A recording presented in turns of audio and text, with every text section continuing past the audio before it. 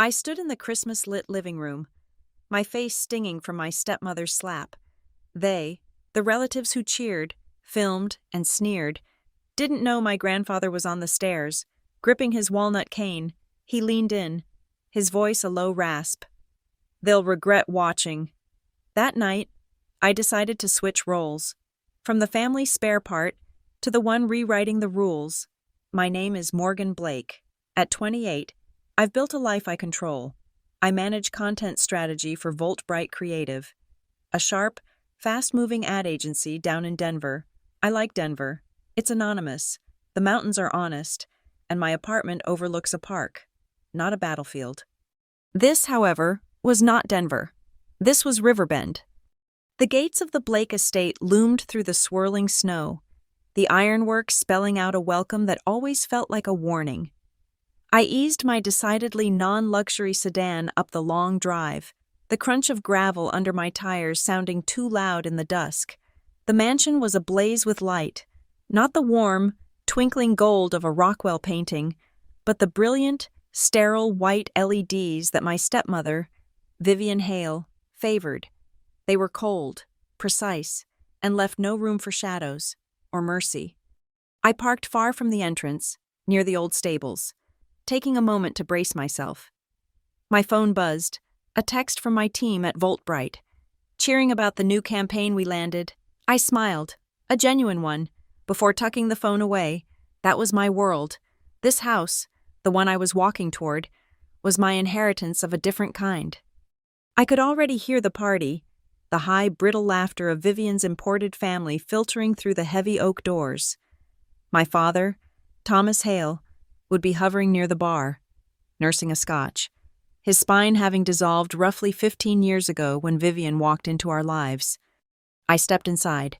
The foyer was overwhelming, a 30-foot spruce tree dripping with silver and arsenic-white ornaments, the scent of pine fighting a losing battle against Vivian's overpowering perfume. "Morgan, darling, you're late." Vivian glided toward me. She was not walking. She was presenting, draped in emerald green silk that probably cost more than my last 3 car payments. Her blonde hair was pulled into a chignon so tight it looked painful. It was meant to intimidate. It usually worked. "The roads were bad." "Vivian," I said, my voice neutral. "Excuses," she smiled, a tightening of the lips that did not reach her eyes. "Your father is somewhere. Do try to mingle. My cousins are so looking forward to seeing you." I saw my father then, exactly where I had pictured him, by the fireplace. He raised his glass half an inch in greeting before Vivian's glare cut him off. He looked back into the fire, a passive man, a ghost in his own home. I moved toward the den, the designated family overflow area. This was where the real vipers nested, Vivian's side of the family. Her cousin, Chloe, a woman who treated entitlement like a full-time job, spotted me first. Her eyes, scanning my simple black wool dress, were sharp with dismissal. "Morgan, finally!" she trilled, waving a champagne flute dangerously. "Thank God you're here. The kids are driving us insane. Braden just smeared pâté on the velvet sofa." I stopped. I knew this script. I had starred in it every Christmas, Easter, and Thanksgiving since I turned 13. "Hello, Chloe. Good to see you too." Yes, she said impatiently. "Anyway, the playroom tablet is dead, and little Ava will not stop screaming. You know how to handle her. Go work your magic." Another cousin, Mark, who looked like he had been poured into his designer suit, smirked over his glass. "Ah, the holiday nanny arrives. Right on time."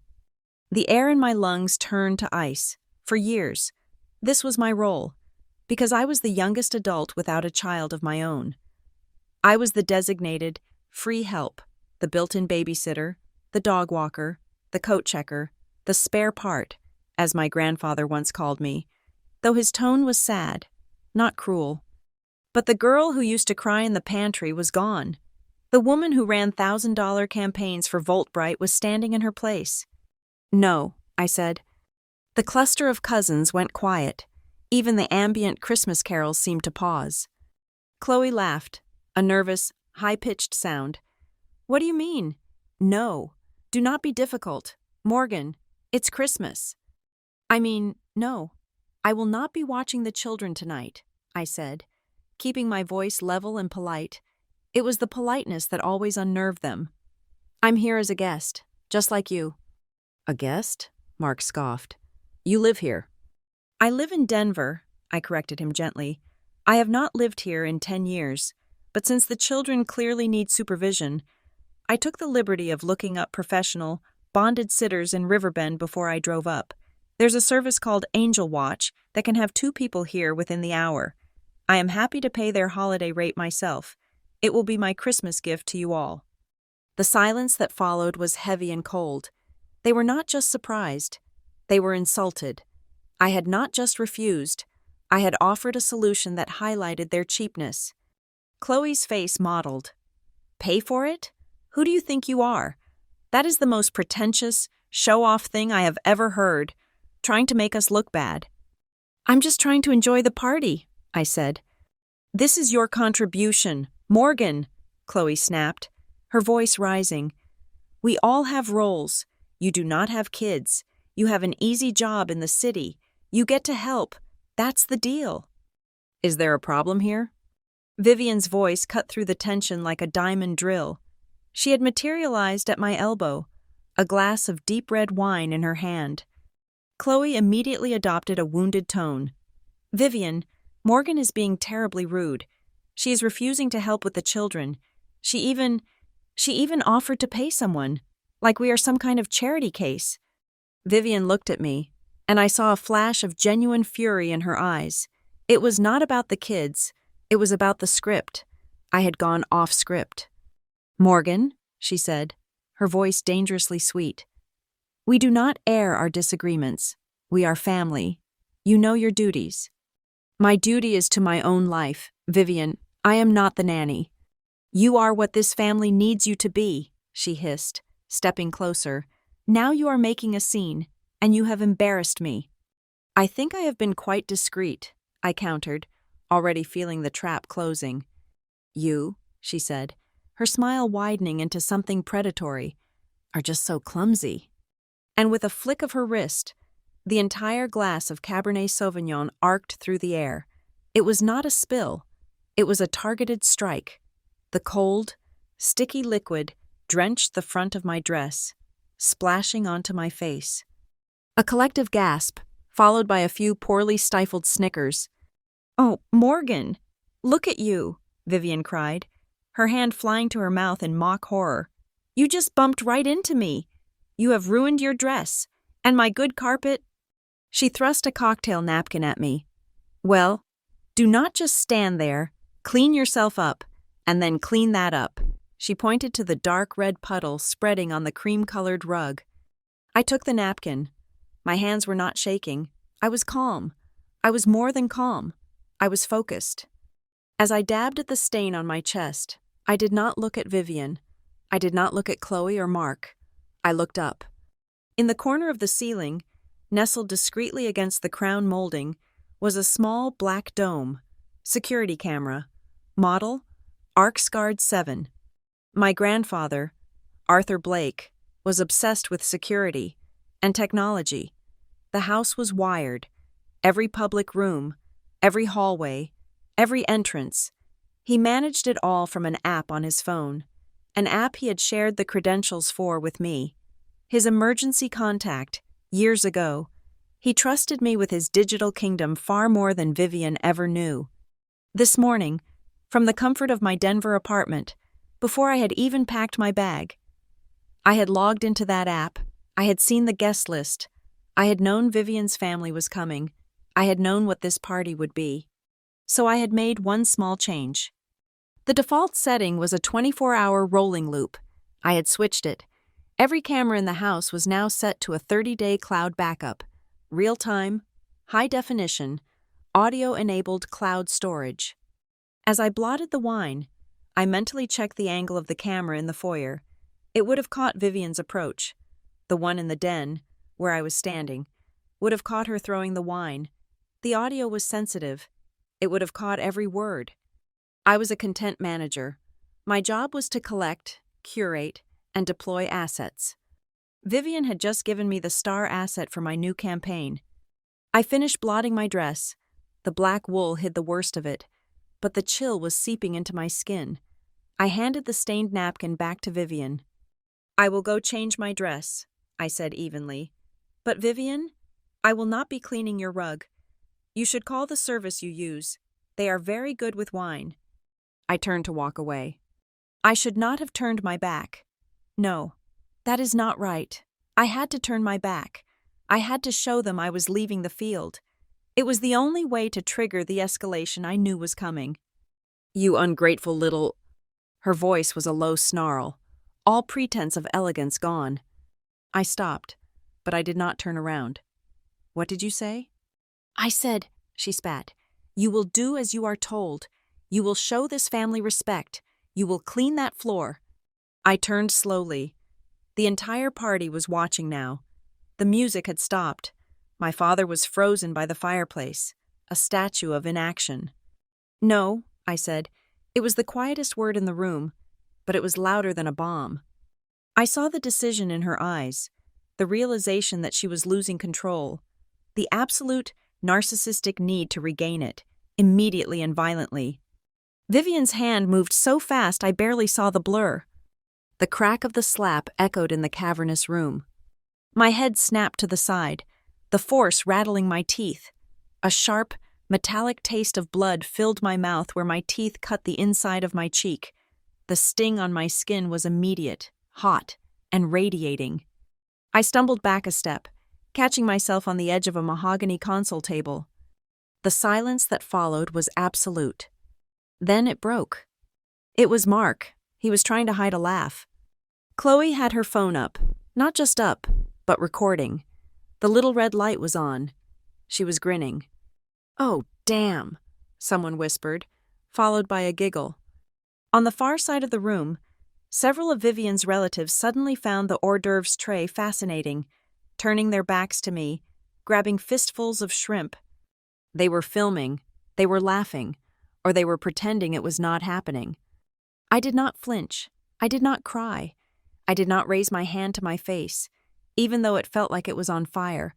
I just stood there, letting the blood pool in my mouth. And I looked right past all of them. I looked up the grand staircase. He was standing on the landing, as if he had been there all along. Arthur Blake, my grandfather. He was a man built of quiet, immovable strength, even in his late 70s. There was nothing frail about him. Dressed in a simple cashmere sweater and slacks, he commanded the room more than Vivian ever could with her silks and her volume. He was holding his old walnut cane, the one he claimed he did not need but liked the feel of. His hand was gripping the silver head so tightly his knuckles were white. He did not say a word. He just started walking down the stairs. The sound of his steps and the tap of his cane on the marble floor cut through the whispers. With every step he took, the temperature in the room dropped. The smirks faded. Chloe's hand, the one holding the phone, slowly lowered. Vivian, seeing him, immediately tried to reassemble her mask of the long-suffering matriarch. "Arthur," she began, her voice trembling slightly, "I am so glad you are here. Morgan is having some kind of episode. She is completely out of control." Arthur did not look at her. His eyes, sharp and blue, were locked on me. He walked past Vivian as if she were a piece of furniture. He stopped directly in front of me, so close I could smell the faint, clean scent of cedar and old books. He looked at the red handprint blooming on my cheek. He looked at the blood on my lip. He looked at the ring of relatives watching us, their faces a mixture of fear and eager anticipation. He leaned in, close enough for only me to hear. His voice was not a shout. It was a low, structural rumble, the sound of mountains shifting. "They'll regret watching." I met his gaze. The fire I felt on my cheek was nothing compared to the ice forming in my veins. He had seen, he knew, and he was ready. I tasted the blood, and I swallowed it. I lifted my head, the stinging pull on my skin a reminder. A thin smile, one I did not know I possessed, touched my lips. It was time. It was long past time. Their arrogance, their laughter, their phones, their casual cruelty, they had just handed me the weapons. It was time to use their own arrogance to dismantle them. The sting of my cheek was not a new sensation. It was just the first time it had been literal. For as long as I could remember, I had been swallowing the metallic taste of biting my tongue, of staying silent. It was my designated role. It started innocently enough. I was 13. My mother was sick, and her side of the family was already a distant memory. The Blakes, and by extension, Vivian's new additions, became my universe. Morgan is so mature for her age. My father's new sisters-in-law would coo. She's a natural with the little ones. It was a compliment that was, in fact, a life sentence. Because I did not have children of my own. I was considered idle, free, unoccupied, available. My time was deemed worthless because it was not filled with the demands of a husband or a baby. My free time was therefore communal property. Morgan, can you watch Braden? Just for an hour? Morgan, Ava needs her diaper changed. Be a dear. Morgan, you are not doing anything. Take the kids to the park. Then my mother died. My father, Thomas, a man who already leaned, found himself without his support structure. He crumpled. He was a void, defined by a lack of spine, and Vivian Hale detested a vacuum. She entered our lives within a year, and married him within 18 months. She was all polished surfaces, sharp angles, and impenetrable social armor. With her arrival, the unspoken expectation of my servitude became the silent rule. I was the relic of the previous marriage, a ghost at the feast. My role was simple: be useful, be small, and above all, be quiet. Vivian was a master of public relations, to the outside world, to the board members of the charities she sat on. She was the picture of self-sacrifice. She was the woman who had taken on a grieving husband and his difficult daughter. She managed the sprawling Blake estate. She oversaw the family's philanthropic endeavors. But in private, management was just a polite word for delegation. The actual work, the tedious planning, the emotional labor, the cleaning up of messes, both literal and familial, trickled downhill. I was at the bottom of that hill. I missed my high school prom because one of Vivian's cousins had a migraine, and I was needed to supervise 3 toddlers. I spent my college spring breaks organizing Vivian's closets and coordinating catering for her Easter brunch, not in Cancun. The real breaking point, the one that burned the sad, compliant girl out of me and left behind something cold and hard, happened 3 years ago. I was 25. I was an associate content manager at Voltbright Creative, and I was fighting for my first big promotion. I was heading the digital strategy team for a pitch to a massive new airline. It was a $50 million account. My director had pulled me aside. "Morgan," he said, "this is your promotion. You nail this. The senior manager title is yours." The pitch was at 10 a.m. on a Tuesday in Denver. At 9:45 p.m. on the Monday night before, my phone rang. It was Vivian. Her voice was frantic, laced with that performative panic she perfected. "Morgan, you must come home, right now." My blood ran cold. "What is wrong? Is grandfather okay?" "He is fine," she said impatiently. "It is Chloe. Her nanny quit without notice, and she is here for the week with the twins. Your father and I have the hospital gala. It is non-negotiable. We cannot be expected to cancel." "Vivian," I said, my voice shaking, "I cannot. I have the biggest presentation of my career tomorrow morning. At 10. I cannot come." A cold laugh. "A presentation? Morgan, this is your family. Your father is incredibly stressed by this. You cannot be this selfish. You are the only one who can handle them." "I am 4 hours away, Vivian. I cannot." Then my father's voice was on the line, weak, pleading. "Morgie, please, just this once. It is just easier for everyone if you do. Do not make a fuss." Just easier for everyone. Everyone but me. I looked at my presentation boards, the product of 4 months of sleepless nights. I drove back to Riverbend. I spent the night walking the floors with 2 screaming, spoiled children. I did not sleep. I missed the pitch. We lost the account. I did not get the promotion. I stayed an associate manager for another 2 long, bitter years, watching someone else take the title that should have been mine. I never forgave my father for that phone call, and I never forgot the lesson Vivian taught me, that my ambitions were disposable and my future was expendable. My grandfather, Arthur Blake, watched all of this. He was the only one who ever saw me. He was a man of profound, intimidating silence, but his silence was different from my father's. My father's silence was empty, a failure of nerve. Arthur's silence was heavy, full of observation. He was the one who had built the family fortune, Blake and Founders. The private investment firm he started from nothing was a quiet giant in the financial world, but his real legacy, his passion, was the Ever Harbor Foundation, a charitable trust he endowed to fund education and arts programs. He saw Vivian's ambition. He watched her maneuver onto the foundation's board. He saw her using the Ever Harbor name as her personal letterhead for social climbing. He saw her charity lunches that were just gatherings of her friends. And he saw me, the silent, unpaid help. After I lost that promotion, I stopped being sad. I got methodical.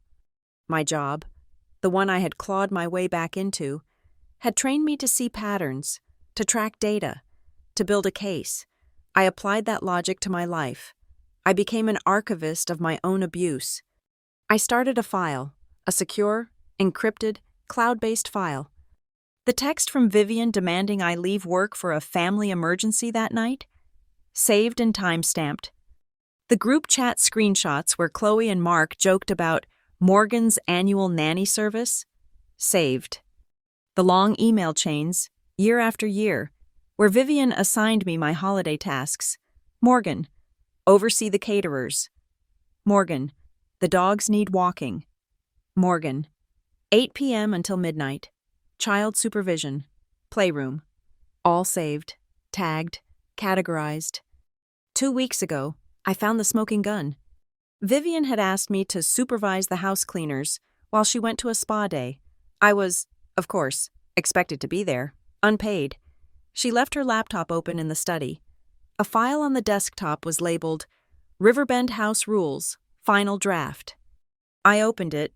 It was a 20-page document detailing guest conduct, mealtimes, and preferred vendors, and then, on page 14, a section titled Responsibilities of Extended Household. It was a corporate policy for my servitude. It explicitly stated that any adult family member staying at the estate without minor children of their own was expected to contribute by undertaking all incidental domestic, organizational, and childcare needs during holiday gatherings to ensure a smooth experience for the core family. She had written it down. She had codified it. I copied the file onto a thumb drive. That night, I stopped being an archivist and started being a strategist. I did not just have evidence of being treated poorly. I had a pattern of behavior, but I needed more. I signed up for 3 online courses, not in marketing, but in basic law. Introduction to Civil Litigation, Understanding Fiduciary Duty and Nonprofit Governance, Personal Torts and Domestic Assault in Colorado. I learned that a slap, even from a stepmother, is still battery. I learned that an adult has a right to privacy, even in a family home. And I learned that using a charitable foundation's resources for personal gain, like hosting lavish private parties, was not just unethical, it was fraud. My hard drive was now my arsenal. It contained years of texts, schedules, and photos of the passive-aggressive notes Vivian would leave taped to my bedroom door. Morgan, kitchen trash is full. Morgan, the caterers need your help.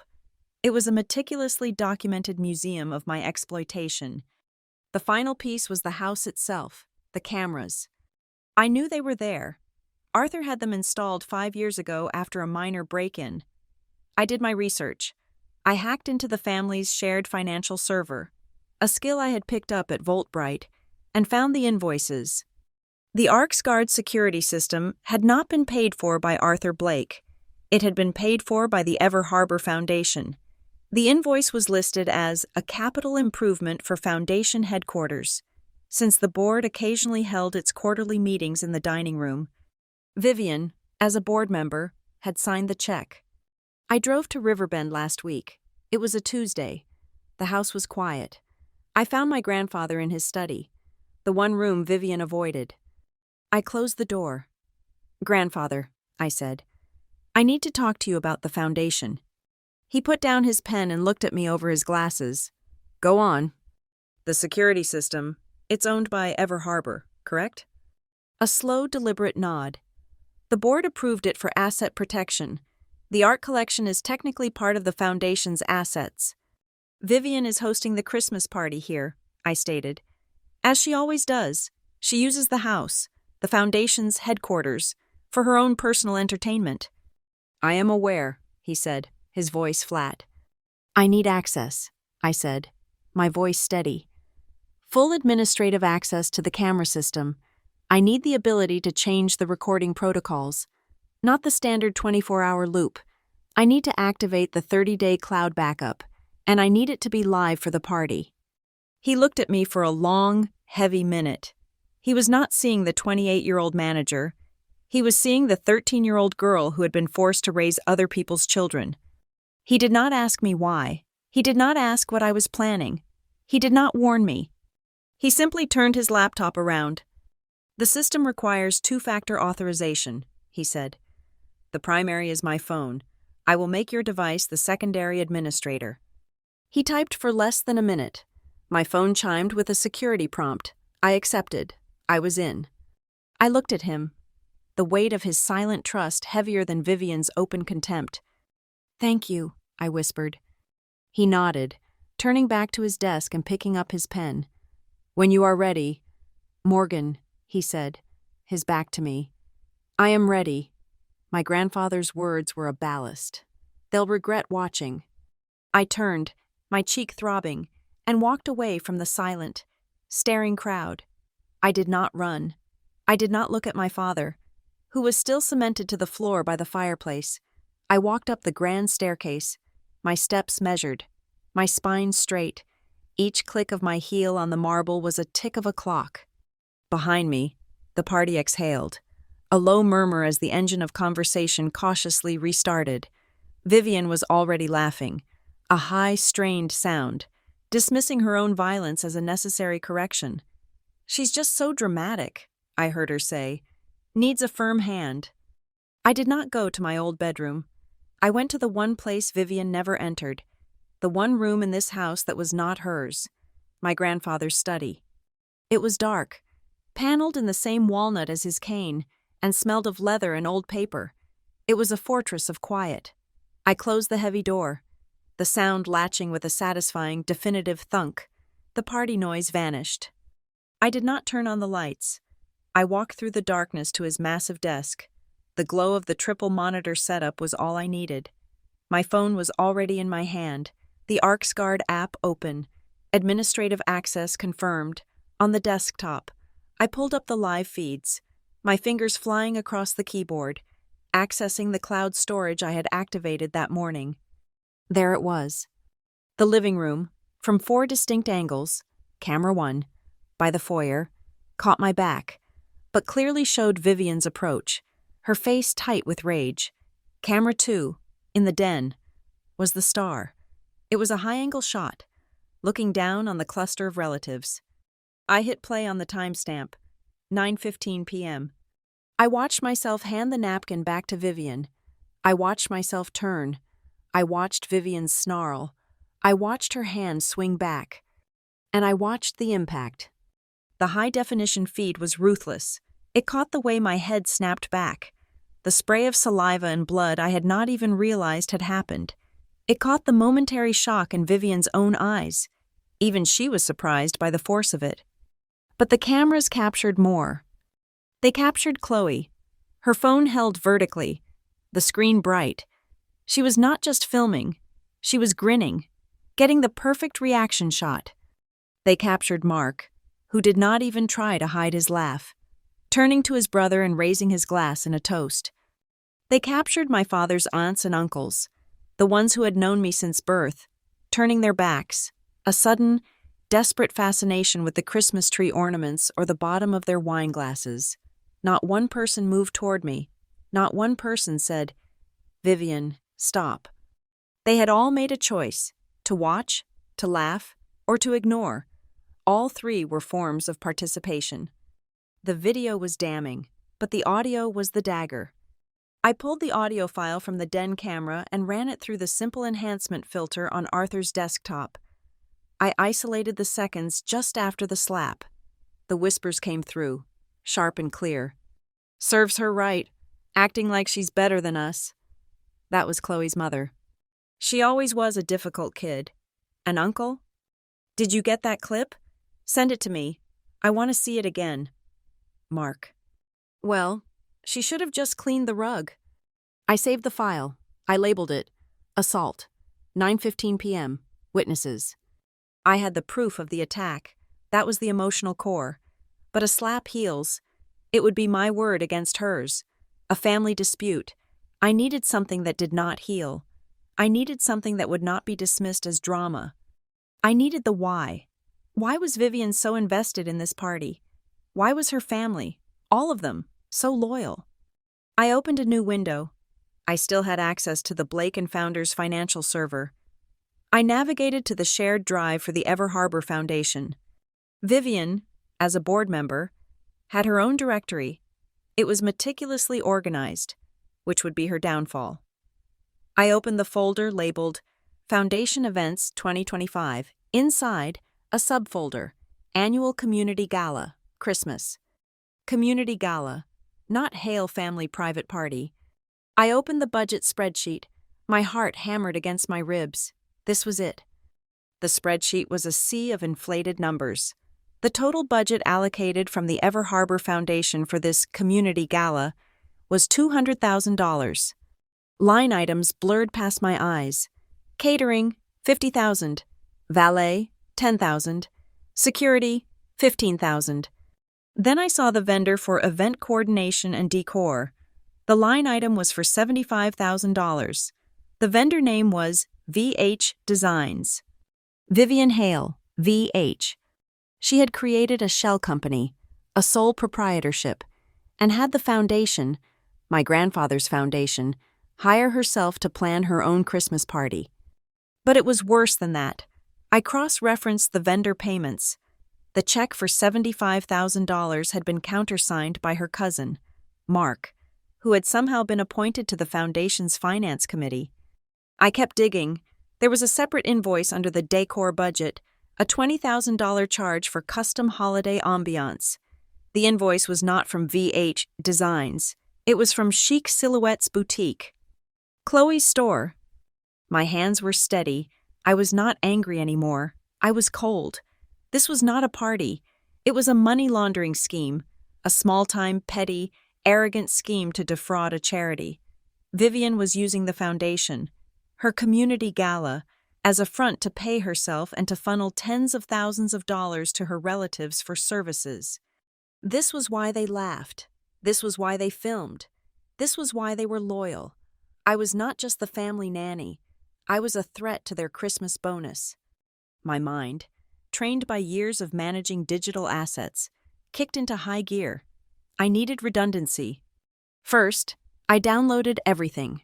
The video files, all 4 angles, the audio file, enhanced, the spreadsheet, the scanned invoices, the digital copies of the signed checks.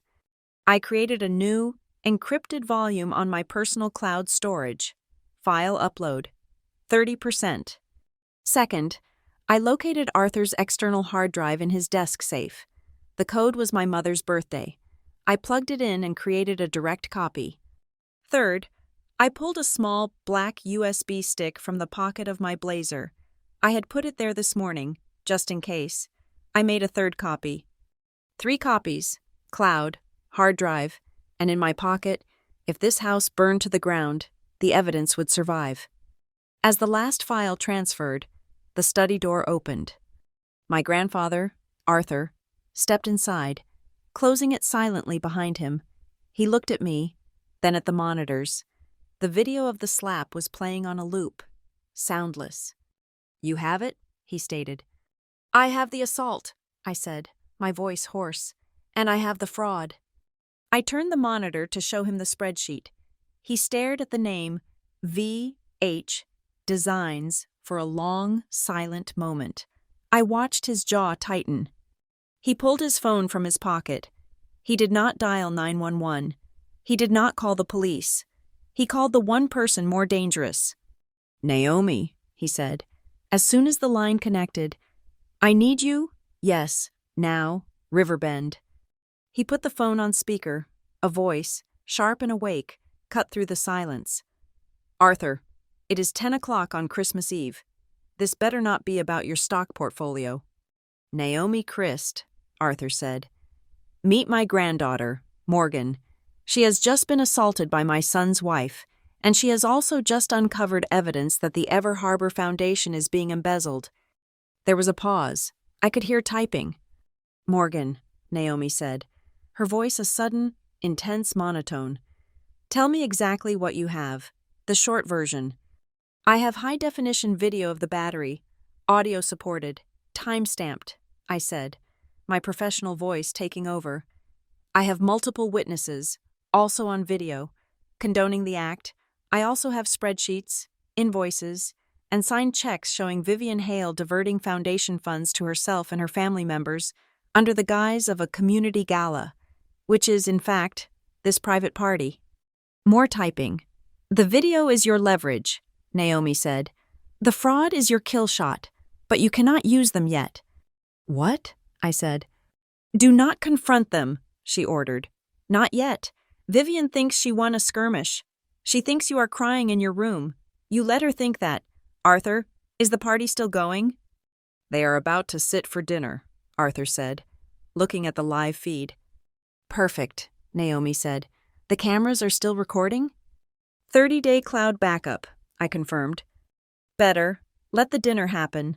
Let them talk. Let them toast. Let them brag. A financial crime is hard to prove. You need intent. Right now. They are all celebrating their victory over you. Morgan. They are going to get drunk, and they are going to get sloppy. Let them. Every word they say tonight is a new nail in the coffin. Do not give them a reason to shut up. Go back down there. Go back? I balked. Wash your face, Naomi commanded. Do not cover the bruise. You walk back into that room. You sit at that table. You be polite. You let them see you. Your presence will make them nervous, and they will talk even more. Arthur, you just sit and watch. I am on my way. I will be there after dessert. Do not move until I arrive. The line clicked dead. Arthur looked at me. He placed his hand on my shoulder. His grip was firm. She is right. This is the hard part. I took a deep breath. I went into his private bathroom, splashed cold water on my face, and stared at the woman in the mirror. The red handprint was bright and defined. I blotted the cut on my lip. I tucked the USB stick into my bra. I walked out of the study, my grandfather beside me. We descended the stairs. The dining room was loud, bright, and full. They were all seated at the enormous table, a 20-foot expanse of crystal and silver. Vivian was at the head, my father a specter beside her. The seat at the far end, opposite Vivian, was empty. My seat. As we entered, the conversation died. Every eye turned to me, to my face. Vivian's smile was pure, condescending triumph.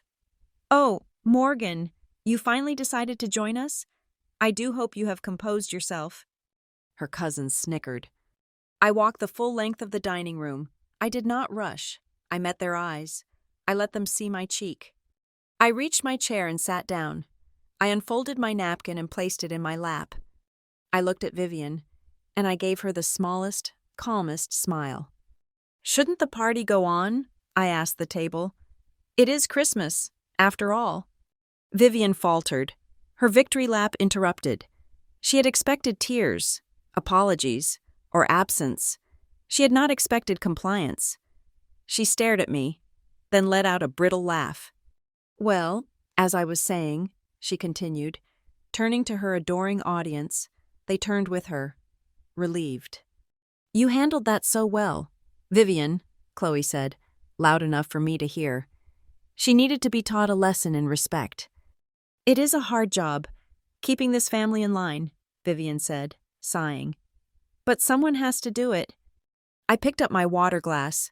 Across the table, Arthur sat, his hands folded. He was perfectly still, a marble statue watching the insects play. I watched him tap his finger. Once, twice. He was counting, he was listening. And in the corner of the room, disguised as a tasteful ornament on the mantelpiece, a tiny red light confirmed the camera was recording every single word. The clinking of silverware on porcelain was the only honest sound in the room. We sat down to dinner. The conversation, which had stalled on my re-entrance, was now forcibly revived, running on the high-octane fuel of nervous energy and expensive wine. The adults were laughing, wide, sharp-toothed laughs that never reached their eyes. They were performing family, and the performance was manic. In the adjacent sunroom, a different, more genuine sound. The rattle of dice, the shriek of a board game victory. The children, Braden and Ava and the rest, were perfectly content. They had been given pizza and board games. No one was screaming. No one had smeared pâté on the velvet. It was the ultimate, unspoken proof. They had never needed me. They had just needed an absence, a target. My forced servitude was not about childcare.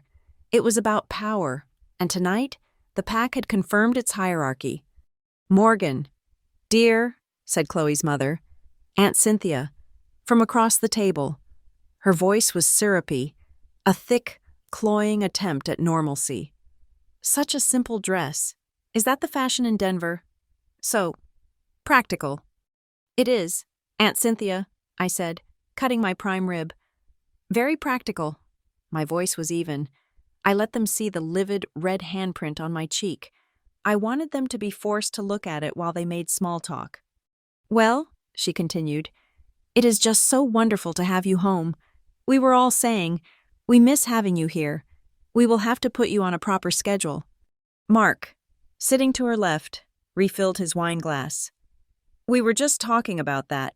I think Chloe is taking the kids to Aspen on the 28th. But Vivian mentioned she and Thomas might be going to Palm Springs. The house needs a sitter." "Oh, Morgan is the best," Chloe chimed in, holding her phone up next to her face, a screen-lit glow illuminating her smile. "She knows all the alarms and where Mrs. Lyle hides the good snacks. It is settled then? Morgan, you have the house from the 28th through the 2nd? They did not ask. They assigned. They were redrawing the lines, cementing the silent rules that Vivian had so neatly typed up. They believed the slap had been a closing argument. They thought I was a beaten dog, returning to the pack, tail between my legs. My gaze drifted to Chloe's phone. She was not texting. She was scrolling, her thumb flicking. She was basking in the glow of her social media feed. "You should see this," she giggled, turning the screen to her sister. "My new post is blowing up. Over 200 likes in 10 minutes. "What is it?" her sister asked, leaning in. "Oh, just a little Christmas lesson," Chloe said, and my blood went still. I called it How the Hales Handle Holiday Drama. It is just a quick clip, but the caption is perfect. She was too far away for me to see the screen, but I did not need to. I knew exactly what the clip was. It was her, filming me. It was Vivian's hand. It was the crack of the slap. "Chloe, you did not," her sister whispered, but she was smiling. "I did," Chloe boasted, her voice high with the thrill of minor internet fame. "People need to see what happens when you disrespect your family. You cannot just let people get away with being rude. It is a lesson in boundaries." She was proud.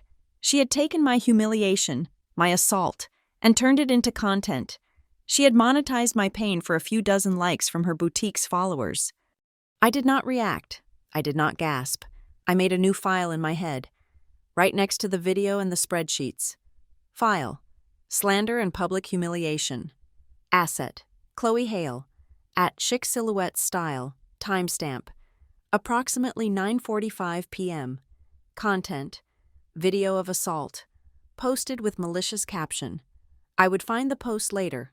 I would save it. I would add it to the arsenal. I looked across the table at my father. Thomas Hale was a portrait of deliberate absence. He was staring at his plate with an intensity that suggested the secrets of the universe were hidden in his mashed potatoes. He had not looked at me once. Not when I walked in with my grandfather. Not when Aunt Cynthia talked about my practical dress. Not when his new family assigned me house-sitting duties. He was a void, a black hole of cowardice. He saw the mark on my face. He heard the casual cruelty. He had heard the slap. His silence was not neutrality. It was a choice. He had chosen, as he always did, the path of least resistance. He had chosen Vivian. His peace was bought with my pain. Vivian, for her part, was in her element. She was holding court. She was the picture of the gracious, firm matriarch. Thomas and I, she announced to the table, believe deeply in tradition, in order. This family, this beautiful legacy Arthur built, deserves to be protected. She raised her glass, her eyes scanning the room, landing on me for just a moment. It is not always easy, she said, her voice catching with manufactured emotion. Sometimes, maintaining that order requires a strong hand. It requires making difficult choices for the good of the whole. A murmur of sympathetic agreement. They were lapping it up. She was not just a host.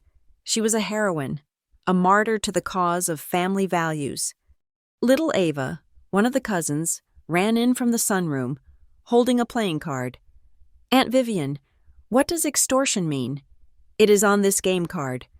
Vivian smiled, a cold, thin expression. It is when someone wants something they do not deserve, sweetie, and they try to get it by being very, very naughty. She looked directly at me. It is a very ugly thing to do. Oh, Ava said, confused, and ran back to the game. The pack, reassured, fell on the food. The danger had passed. The outlier had been disciplined. The hierarchy was stable. But the hierarchy was built on a lie, and the lie was already beginning to unravel, in a way they could not see. I saw my grandfather, Arthur, catch the eye of Mrs. Lyle, the longtime housekeeper. Mrs. Lyle was a tall, thin woman who wore gray and blended into the wainscoting, but her eyes missed nothing. She had been with my grandfather for 30 years, long before Vivian. Arthur made a small, subtle gesture. He tapped his fork, then made a quick, filing motion with his fingers. It was over in a second. Mrs. Lyle, standing by the kitchen door, gave a nod so slight it was almost invisible. I knew what it meant. In the kitchen, there would be a stack of invoices, the catering, the extra wine, the floral arrangements that had been delivered just that evening. Arthur had just instructed her to pull them, to keep them separate, to compare them against the community gala budget that I had already downloaded. He was building his own parallel case. Mrs. Lyle was his accomplice. The pack instinct is a powerful thing. It provides warmth, safety, and a shared sense of identity. But it also breeds arrogance. They believed they were the pack. They believed Vivian was the alpha. They believed I was the omega, the scapegoat, to be sacrificed for the good of the group. They thought I would sit here, in the seat they assigned me, at the far end of the table, and eat my meal in silent shame. I finished my water. My glass was empty. I looked down the long, gleaming expanse of mahogany. Vivian was at the head, in the high-backed Jacobean chair, the throne. My father was to her right.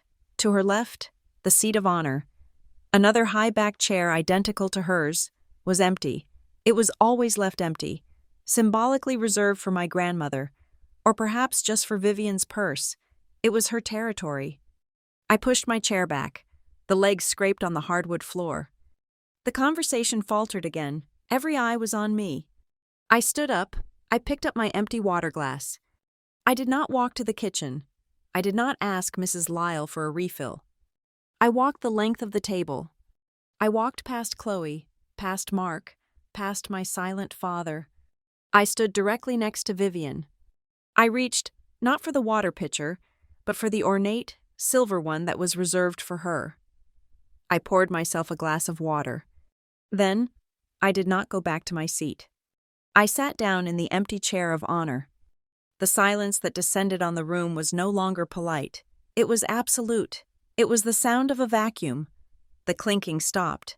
The laughter died. I had not raised my voice. I had not overturned the table. I had simply changed my seat. I had taken her chair. It was a declaration of war, fought with nothing but posture and geography. I looked at Vivian. She was staring at me, her face white, her eyes narrowed to slits. The mask of the gracious matriarch was gone, burned away by a rage so pure it was almost beautiful. She could not slap me now. I was too close, and I was smiling. I took a delicate sip of my water. My father looked like he was going to be sick. Chloe had her mouth open. Arthur, at the far end, watched me, his face impassive, but I saw the barest hint of a smile at the corner of his mouth. A crack had formed in the old order. The spare part had just claimed a seat at the head of the table. Vivian was the first to recover. She had to. She let out a laugh, a sound like glass breaking. "Morgan," she said, her voice a low, dangerous growl. "You are clearly still overwrought, and very, very confused. Perhaps you and I need to have a real talk, after dinner." It was a threat, clear and simple, a promise of another, more private punishment. I leaned back in her chair. It was comfortable. I looked across the table, past the sea of shocked and hostile faces, to my grandfather. I leaned toward him, just enough. I did not need him to hear me, but I wanted him to see my words. "I'm ready for after dinner," I whispered in Vietnamese, a language my mother had taught me, a language no one else in this room understood. "I'm ready for after dinner." He nodded, a single, sharp dip of his chin. The trap was set. The audience was seated, and the guest of honor had just arrived. Dessert was a silent affair. The clinking of spoons against porcelain was the only sound, a sharp, brittle counterpoint to the simmering rage. Vivian had not spoken a word since I had taken the seat of honor, but her eyes had not left me. They were small, hot points of hatred. My father ate his cake with the mechanical desperation of a man on death row. Mrs. Lyle cleared the last plate. The performance was over. Vivian dabbed her lips with a linen napkin. She placed it on the table, a signal. She stood, and the entire table, conditioned by years of her rule, stood with her. "Morgan," she said, her voice a low, cold monotone. "My study. Now." I stood as well, but I did not move toward the study. I pushed in her chair, the heavy Jacobean throne. "No, Vivian," I said, my voice clear and caring in the sudden silence. "I think we have had enough private talks. This one." I looked around at the ring of nervous faces. "This one is for the whole family, the one you value so much." I turned and walked out of the dining room, not to the study, but back toward the living room, back to the scene of the crime. I heard the scrape of chairs behind me. They were following. Of course they were. The pack, sensing a challenge, a confrontation, could not look away. They filed in behind me, a nervous, whispering gaggle, filling the room where, only an hour before, they had watched me be assaulted. They arranged themselves on the velvet sofas, a captive audience. Vivian stood in the center of the rug, on the exact spot where she had thrown the wine. My father lingered near the doorway, as if planning a quick escape. My grandfather walked in last. He did not sit. He moved to the massive stone fireplace and stood beside it, his hands clasped on his walnut cane. He was an observer, a judge. I stood by the entertainment console, the 80-inch smart television a blank, black mirror above the mantel. "Vivian, you wanted to talk," I began. "You mentioned a real talk after dinner. You threatened me, so let us talk." "I do not know what game you think you are playing, Morgan," she hissed, "but you are about to lose." "This is not a game." I pulled my phone from my blazer pocket. "It is a review." I tapped my screen. The television chimed, recognizing the screen mirroring request. The black mirror flickered to life. "What is this?" Mark scoffed. "A slideshow of your trip to Denver?" "Something like that," I said. "I call this presentation, How the Hales Handle Holiday Drama." Chloe's breath hitched. She recognized her own caption. I opened the file. Assault, 9:15 p.m. Camera 2. The high-angle shot of the den filled the screen. The sound, piped through the ceiling-mounted surround sound speakers, was crystal clear. They watched themselves. They watched me walk away. They heard Vivian's snarl. "You ungrateful little..." They watched me turn back.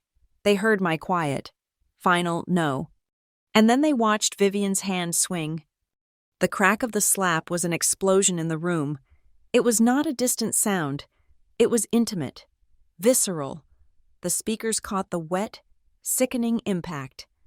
I let the video play for 3 more seconds, long enough for the first snickers to be audible. Then I hit pause. The image was frozen. My head snapped to the side. Vivian's face, contorted in a mask of pure rage. "That," I said quietly, "is what this talk is about." Vivian was ashen. You recorded me." "The ArcScard system records everything." "Vivian," I said, my voice cool. "You should know. You signed the check for it, from the Ever Harbor account." Her eyes widened in a new kind of fear. "But the assault itself is almost mundane," I continued. "This is the part I really want you all to see." I tapped the screen, advancing the video frame by frame. "Look." I paused. The frame was a perfect close-up of Chloe. Her phone was up, held vertically, and she was grinning, a wide, gleeful smile. "That is you, Chloe, recording your cousin being attacked." I tapped again. "And you, Mark, see, raising your glass. A toast. What were you celebrating?" I tapped again. "And Aunt Cynthia? And Uncle Ray? Turning your backs? Fascinating wallpaper, is it not?" "That is enough," Chloe shouted, jumping to her feet. That is out of context. You were being rude." "Was I?" I swiped, and the video was replaced by a wall of black text. I was not sure what the legal definition of context was, so I looked up the law instead. This is Colorado Revised Statute 183204. Assault in the third degree. A person commits the crime of assault in the third degree if they knowingly or recklessly cause bodily injury to another person. Bodily injury. The statute clarifies. Includes pain, even if temporary. I turned to Vivian. "I am in pain. Vivian, my cheek is throbbing. My lip is cut. That is a Class 1 misdemeanor, punishable by up to 18 months in jail." "You would not dare," she whispered. "And for the rest of you," I said, my gaze sweeping the room, "I also looked up civil protection orders. A judge can grant one against any person whose actions constitute intimidation, emotional abuse, or mistreatment. Filming an assault and laughing, posting it online for likes, I am very confident that qualifies. You are all participants." The room was morgue silent. The air, thick with wine and roast beef, now crackled with legal terms. "But this," I said, "the slap, this is just the symptom. The disease is why you all felt so comfortable. It is the real reason we are all here." I tapped my phone again. The legal text vanished. A new document appeared, a spreadsheet. It was projected 6 feet wide. Ever Harbor Foundation. Annual Community Gala. Budget. "Vivian," I said, "you have been telling the foundation board that this party is a community outreach event for 5 years. This year's budget, $200,000. "It is a vital part of our community engagement," Vivian protested. Finding her footing, "We host donors, community leaders." "Do you?" I asked. "I see your family. I see your friends. I do not see a single community leader who is not also on your Christmas card list." I highlighted a line item. "Let us look at the budget. Event coordination and decor. A single charge for $75,000. The vendor?" I zoomed in. "VH Designs." I turned to her. "VH? Vivian Hale. That is you. Is it not? A shell company you registered 6 months ago. You used my grandfather's foundation to hire yourself, to plan your own Christmas party. That is a lie. It is a legitimate business. Is it? Then let us look at this. I highlighted another item. Custom holiday ambiance. $20,000. Vendor. Chic Silhouettes Boutique. Every head in the room turned to Chloe. $20,000, Chloe, I said. For what? These lights? The tree? I have the receipts from the nursery. The tree cost $800. It is a mistake, Mark stammered, jumping in, just as I knew he would. He was on the finance committee. His signature was on the checks. It is just a bookkeeping error. It is Christmas. Things get mixed up. A mistake, I nodded, my voice full of false sympathy. I thought you might say that. I swiped. The spreadsheet was replaced by a scanned bank transfer. Here's the $20,000 transfer from the Ever Harbor account to the Chic Silhouettes business account, dated December 1st. I swiped again, and here's a second transfer, dated December 3rd, for $10,000 from the Chic Silhouettes account to your personal checking account, Mark. Mark stopped breathing. Was that a mistake, too? I asked. Or was that your kickback for approving the fraudulent invoice, for helping your family steal from a charity?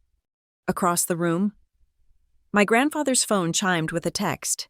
He glanced at it, then looked at me. His eyes were bright, and he gave a single, sharp nod.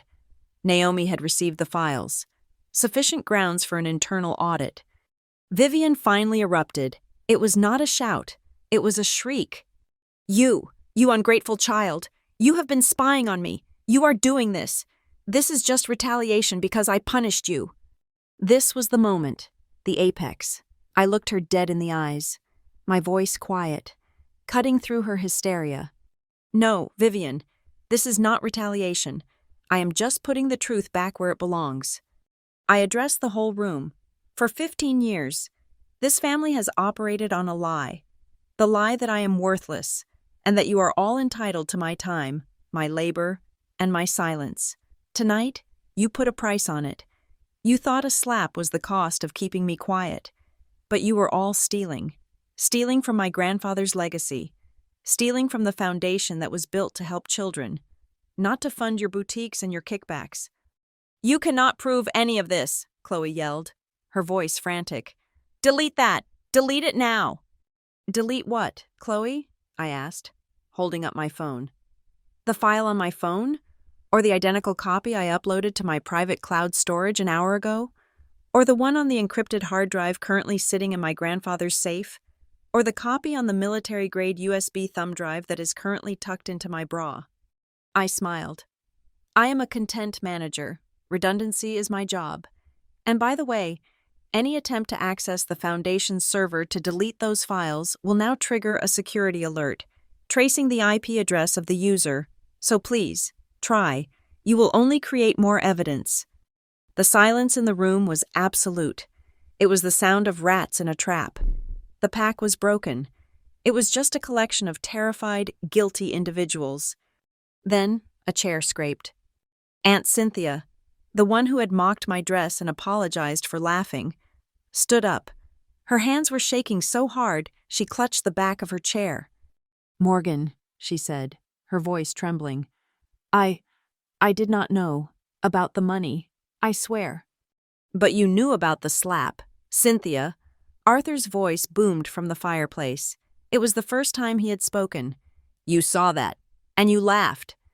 I am sorry, she whispered, tears welling. Morgan, I am so sorry. I should not have laughed. She collapsed back into her chair, covering her face. It was the first apology, the first crack in the wall. Vivian was staring at me, her mind racing, processing, calculating her next move. My father was staring at the floor, a picture of pathetic irrelevance. I tapped my phone, and the television screen went black. The show was over. This is your one chance, I said to all of them. All of you who laughed, all of you who turned your backs, all of you who cashed the checks. You are all complicit. What do you want, Morgan? My father whispered, finally speaking. His voice was a dry rasp. Money? I almost laughed. No, Dad, I want accountability. And this? This was just the overture. I looked at Vivian, savoring the look of pure, unadulterated fear that had replaced her arrogance. You see, while I was looking through the Foundation's server, I found your events folder. It was very incriminating, but I am thorough. I also looked in your personal drafts folder on the same server. You are a very sloppy file manager. Vivian. I let a small smile touch my lips. You can all keep your dessert plates.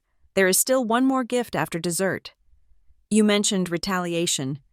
Vivian, I said, my voice echoing in the stunned silence. I tapped my phone again. The black mirror of the television flickered back to life. Retaliation implies a petty response to a petty slight. What I found, this is not petty at all. This is grand. The screen did not populate with another spreadsheet. It showed a scanned document, dense with legal text. I am sure you recognize this. It is a document from your personal drafts folder on the server, labeled AB Estate Planning Revisions. By the fireplace, Arthur went rigid. His grip on his walnut cane was so tight his knuckles were bone white. You have been very busy. Vivian, I continued, my voice soft, surgical. You see, this draft proposes some significant changes to the voting rights within Blake and Founders. This was different from the Foundation fraud. This was not about stealing a few $1,000s for party supplies. This was the crown jewels. This was the company. I zoomed in on Section 3. This draft suggests that in the event of Arthur's medical incapacitation, his controlling voting shares should not pass into the established blind trust, as his actual will dictates. Instead, they should pass to a newly created managing committee of 2. I let the words hang in the air. And who are the 2 designated members of this committee? Why, Vivian Hale, and I paused, looking at my father, Thomas Hale. My father, who had been staring at the rug, snapped his head up. His face was a mask of genuine, utter confusion. What, Vivian? What is she talking about? It is nonsense, Vivian shrieked, but her voice was an octave too high. It is a draft, just brainstorming. Lawyers prepare hypothetical documents all the time. It means nothing. It means nothing? I countered. Lawyers do not usually do their hypothetical brainstorming at 2 o'clock in the morning on a Saturday, which is the digital timestamp on this file. It matches the metadata for the last 3 weekends you told Dad you were meditating and locked yourself in the study. I swiped to the last page of the document. Page 14. There was a signature at the bottom. Arthur Blake. It was good. I had to admit, it was a very good forgery. The slant was correct. The pressure on the downstrokes was consistent. But Vivian was a social climber, not a forensic artist. You practiced, Vivian, I said, almost admiringly. You practiced a lot, but you missed the tell. You got the flourish, but you missed the habit. I swiped again, bringing up a split screen. On the left, her forgery. On the right, a scan of Arthur's real signature from the company's incorporation documents. Look, I said to the room. When grandfather signs his name, he has done it the same way for 60 years. The A in Arthur is always connected to the R with a low, dragging stroke, a single, continuous motion. I pointed to her version. Your forgery, the A is high and separate. You lifted the pen, a rookie mistake. The room was so quiet, I could hear the hum of the television. This was not just stealing. This was conspiracy to commit fraud on a scale that could dismantle an empire. This was an attempt to steal the entire company. Arthur Blake finally moved. He took one step forward, out of the shadows of the fireplace and into the sterile light of the television. He did not look at the screen. He looked at Vivian. All the quiet observation in his face was gone, replaced by a cold, hard judgment that was terrifying to behold. He asked her one simple, devastating question.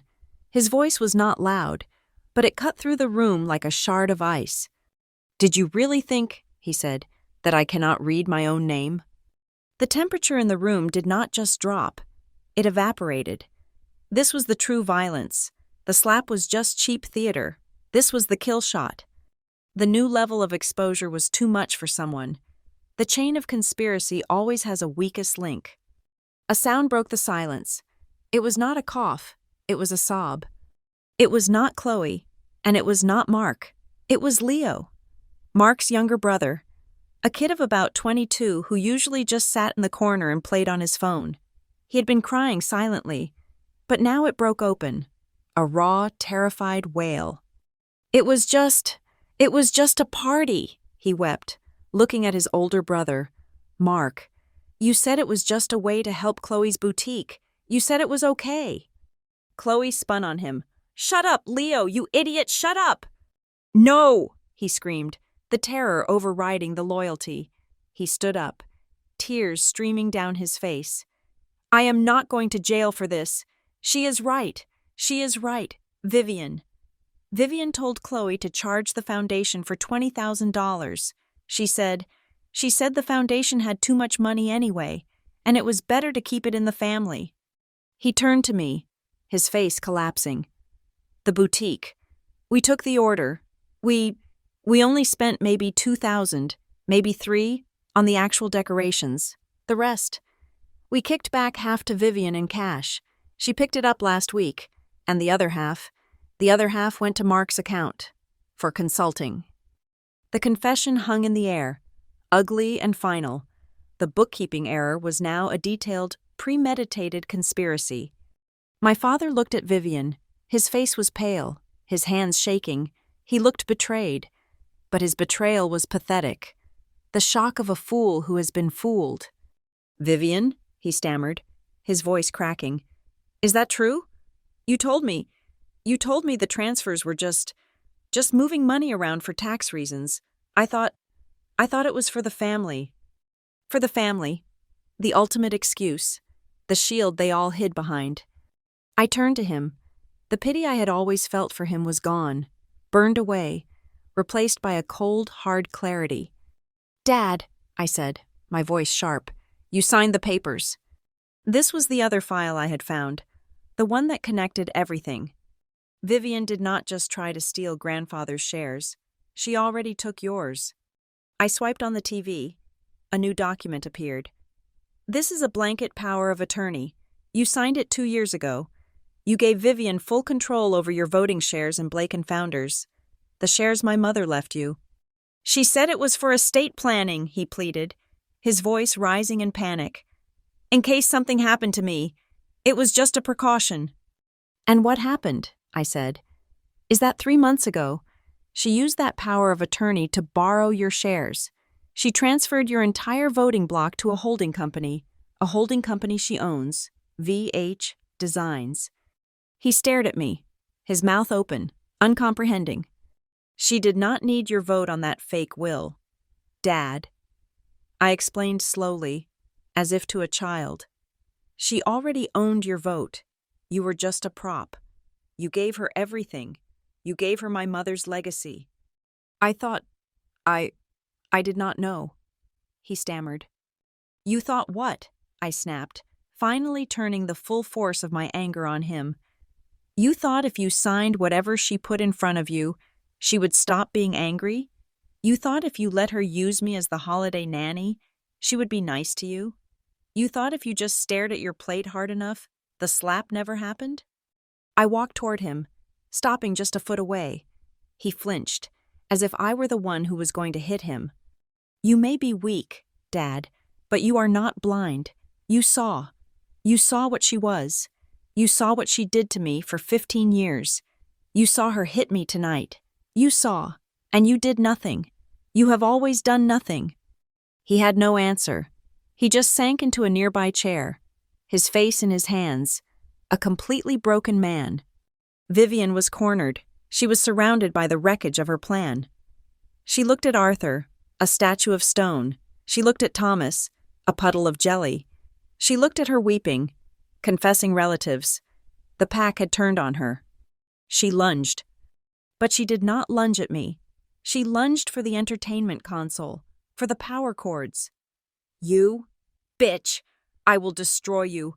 I will destroy all of this." She never made it. The double doors to the living room swung open with a bang. A woman stood there. She was not tall, but she occupied the space as if she owned it. She was in her late 50s, with sharp, intelligent eyes, graying hair pulled into a severe bun, and a charcoal gray suit that looked more like armor than clothing. She was holding a leather briefcase. "That will not be necessary, Mrs. Hale," the woman said, her voice like ice chips. My grandfather, Arthur, inclined his head. "Naomi, thank you for coming. I trust you are here as a guest?" Naomi Christ walked into the center of the room, her heels clicking on the hardwood. She surveyed the scene. Vivian, frozen in a half lunge. My father, crumpled. Leo, sobbing. Me, standing by the console, my phone still in my hand. "I am here," Naomi said, addressing the entire room, "as legal counsel for the Ever Harbor Foundation and as chief counsel for Blake and Founders." She placed her briefcase on the coffee table and opened it with 2 sharp snaps. "As of 10:30 p.m. this evening, based on evidence provided by a managing partner," she glanced at me, "I have initiated a full, independent forensic audit of the Ever Harbor Foundation, going back 5 years." She looked directly at Vivian, Mark, and Chloe. "Furthermore, I have just filed an emergency injunction with the state court. As of this moment, all assets, personal and professional, tied to V.H. Designs, Chic Silhouettes Boutique, and any board members who co-signed the fraudulent transfers are frozen pending the outcome of the audit." Chloe let out a small, strangled sound, like a dying bird. Her boutique, her inventory, her accounts, frozen, on Christmas Eve. Vivian's face went completely white, not red with rage, but the bloodless, waxy white of pure shock.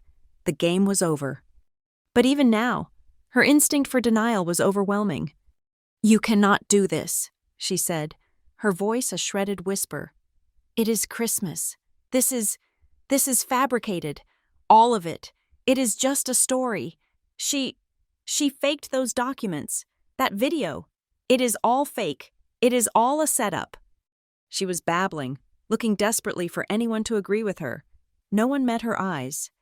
I tapped my phone one last time, shutting the television off. The room was plunged back into the soft, ambient light of the Christmas tree, the white lights reflecting on the panicked, guilty faces.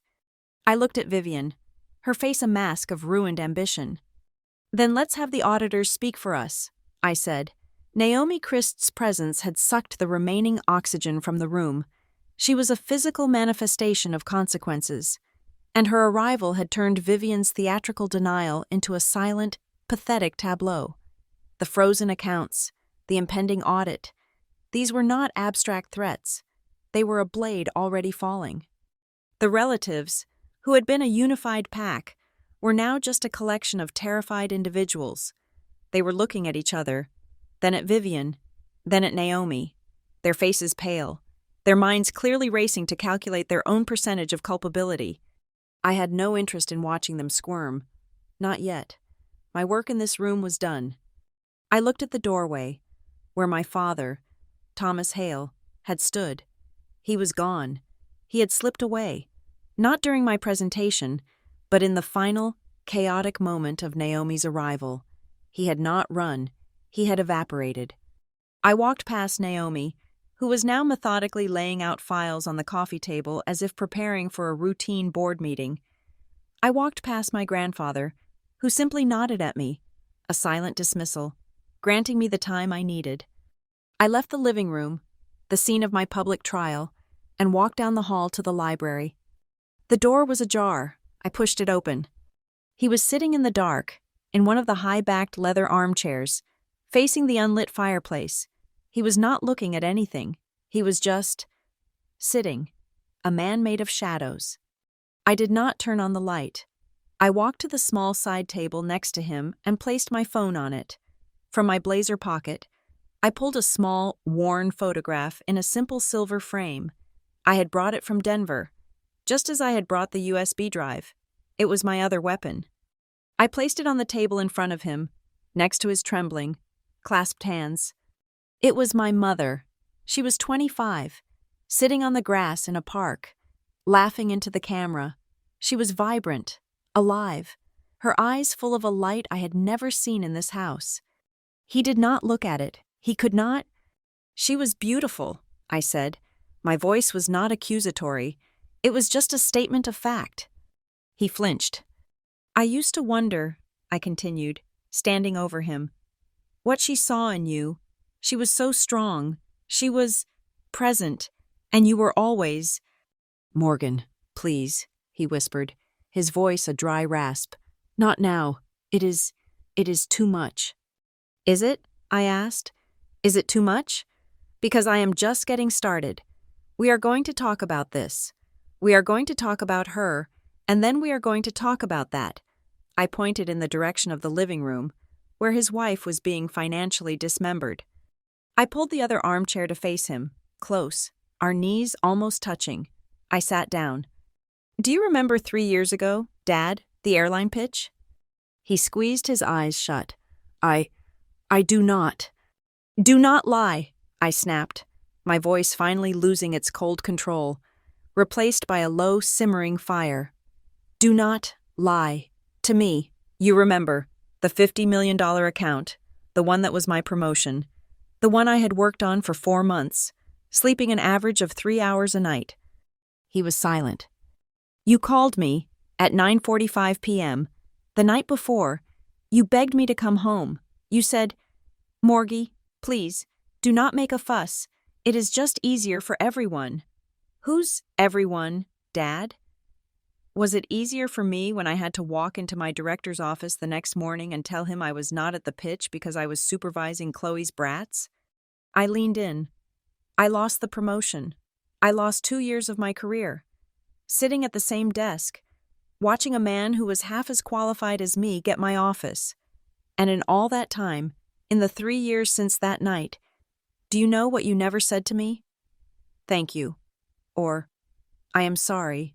Or, how did the pitch go? You never said a single word. I pointed at the picture. She would have set the world on fire for me. She would have told Vivian to go to hell. She would have told you to find your spine. Finally, he looked at the photograph, and he broke. It was not a loud sob. It was a silent, pathetic crumbling. His shoulders slumped. He put his head in his hands, and a single, dry sob escaped him. I was scared, he whispered, the confession so quiet I barely heard it. I know, I said. Vivian, she is not like your mother, he stammered. She is hard. She gets angry. The fighting, the yelling. I just wanted it to be quiet. I just wanted peace. He looked up at me, his eyes red and pleading, the eyes of a weak, terrified boy. I always chose the quiet. I always chose the peace. I am sorry. I did not know how bad it was for you. You did not want to know, I said, the fire gone, replaced by a cold, heavy exhaustion. You knew. You just did not look. You saw her tonight. Dad, you saw her hit me, and you looked at your plate. You have been looking at your plate for 15 years. I stood up. The conversation was over. I had wanted a confession, and I had gotten one. It was as hollow as I had expected. I looked down at him. Your peace, I said, my voice flat. Is the bruise on my face? Your quiet is the sound of your daughter being humiliated. Your family is a group of thieves, and you let them rob your wife's legacy and my entire childhood. His hands were shaking so violently, he could barely keep them on his knees. I am sorry, he whispered, the words thick with tears. Morgan, I am so sorry. For all of it. For everything. It was the first time, the first apology he had ever given me that was not followed by an excuse. I looked at him, this shell of a man who was my father. I felt nothing, not anger, not pity, just a vast, empty space where a daughter's love should have been. I did not hug him. I did not pat his shoulder. I just nodded, a single sharp dip of my chin. Then stand up, I said. You have chosen quiet for 15 years. Now you choose. You stand up when it is time to stand, or you go down with her. I picked up the photograph of my mother and my phone. I left him in the dark. I walked back to the living room. The atmosphere had changed. The shock had worn off, and Vivian was fighting back. She was not shouting. She was whispering. She had gathered her core group, Chloe, Mark, and Aunt Cynthia, in a tight knot near the Christmas tree. She cannot prove any of it in court, Vivian was hissing, her voice a venomous rasp. It is an internal audit. It is family. We can fix this. She wants money. We will give her money. My accounts are frozen. Vivian. Chloe was panicked. I cannot make payroll. My business. Your business was funded by me, Vivian snapped. By this family. You will be silent. You will deny everything. I will promise you. I will compensate you for the trouble. Double. Just say she is lying. Say she faked the documents. It is her word against all of us. Who will they believe? She was trying to rebuild the pack, using the only currency they understood, greed. That will be difficult, Mrs. Hale. A new voice, Mrs. Lyle, the housekeeper, was standing at the entrance to the living room. She was holding a large black trash bag. Mrs. Lyle, get out, Vivian snarled. This is a private family matter. I believe this is a foundation matter, madam. Mrs. Lyle said, her voice perfectly neutral. She walked to the center of the room and placed the bag on the coffee table, right next to Naomi's briefcase. As instructed by Mr. Blake, Mrs. Lyle continued, I have been keeping a separate log of all foundation-related refuse. This is from the guest wing, from your family's rooms, from before the party. She reached into the bag and began pulling things out, one by one, placing them on the table. An empty blue Tiffany & Company box, an empty box for a brand new iPhone, the latest model, a box for a $500 bottle of perfume, a box for a pair of designer shoes, and another, and another.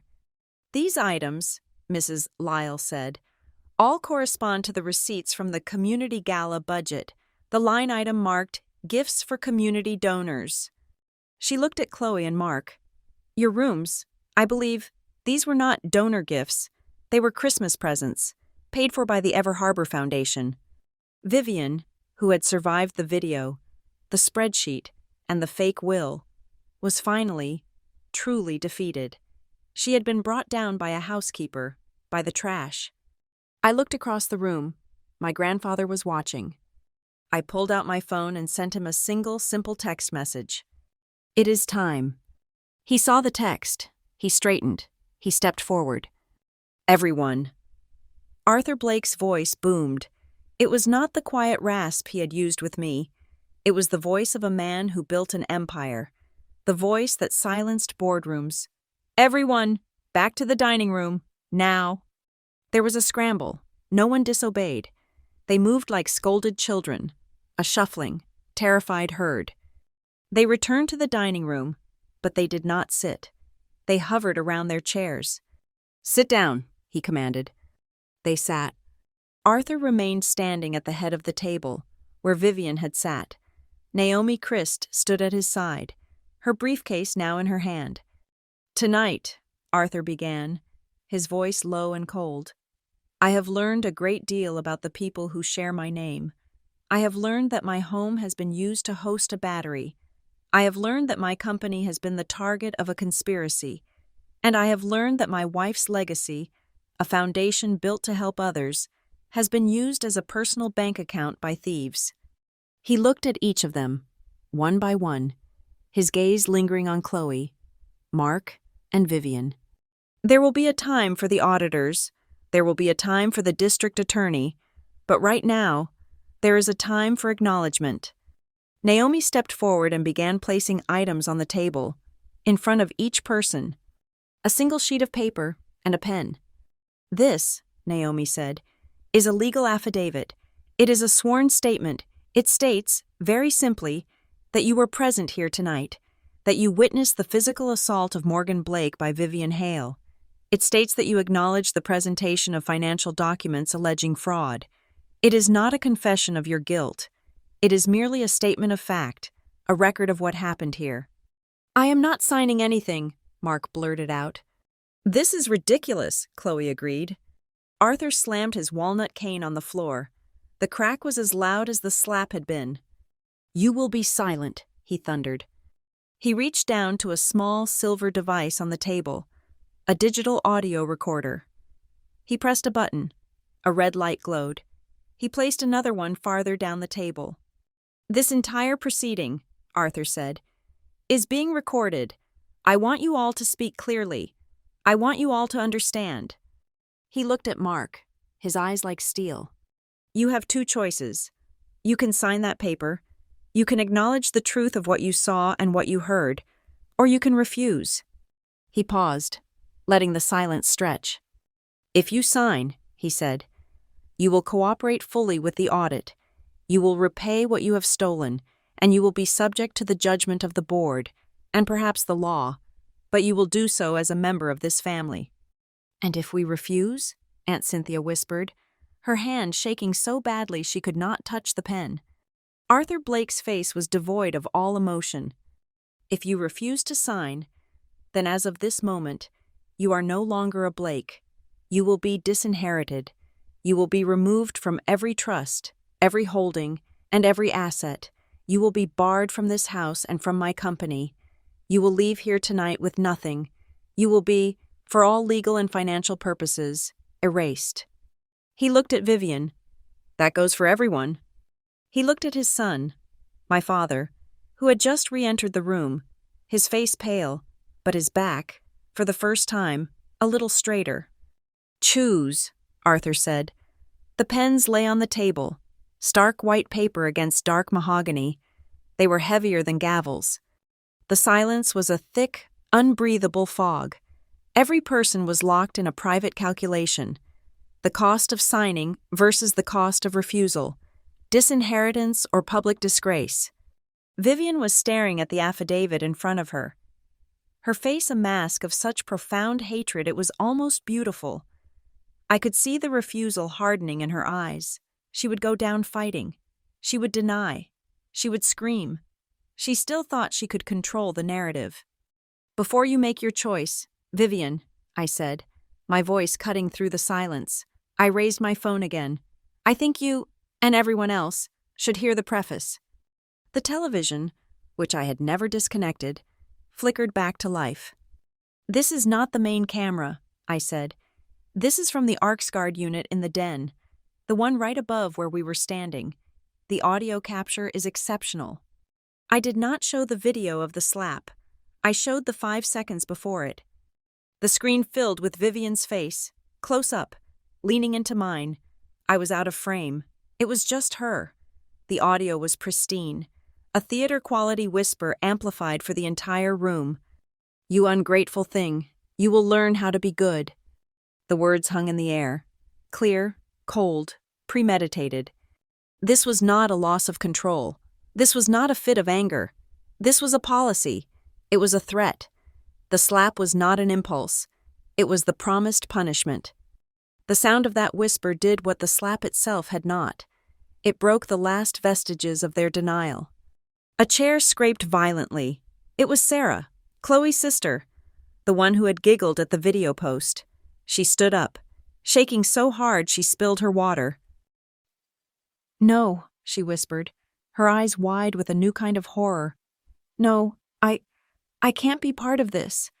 She was not looking at Vivian. She was looking at Arthur. She meant it.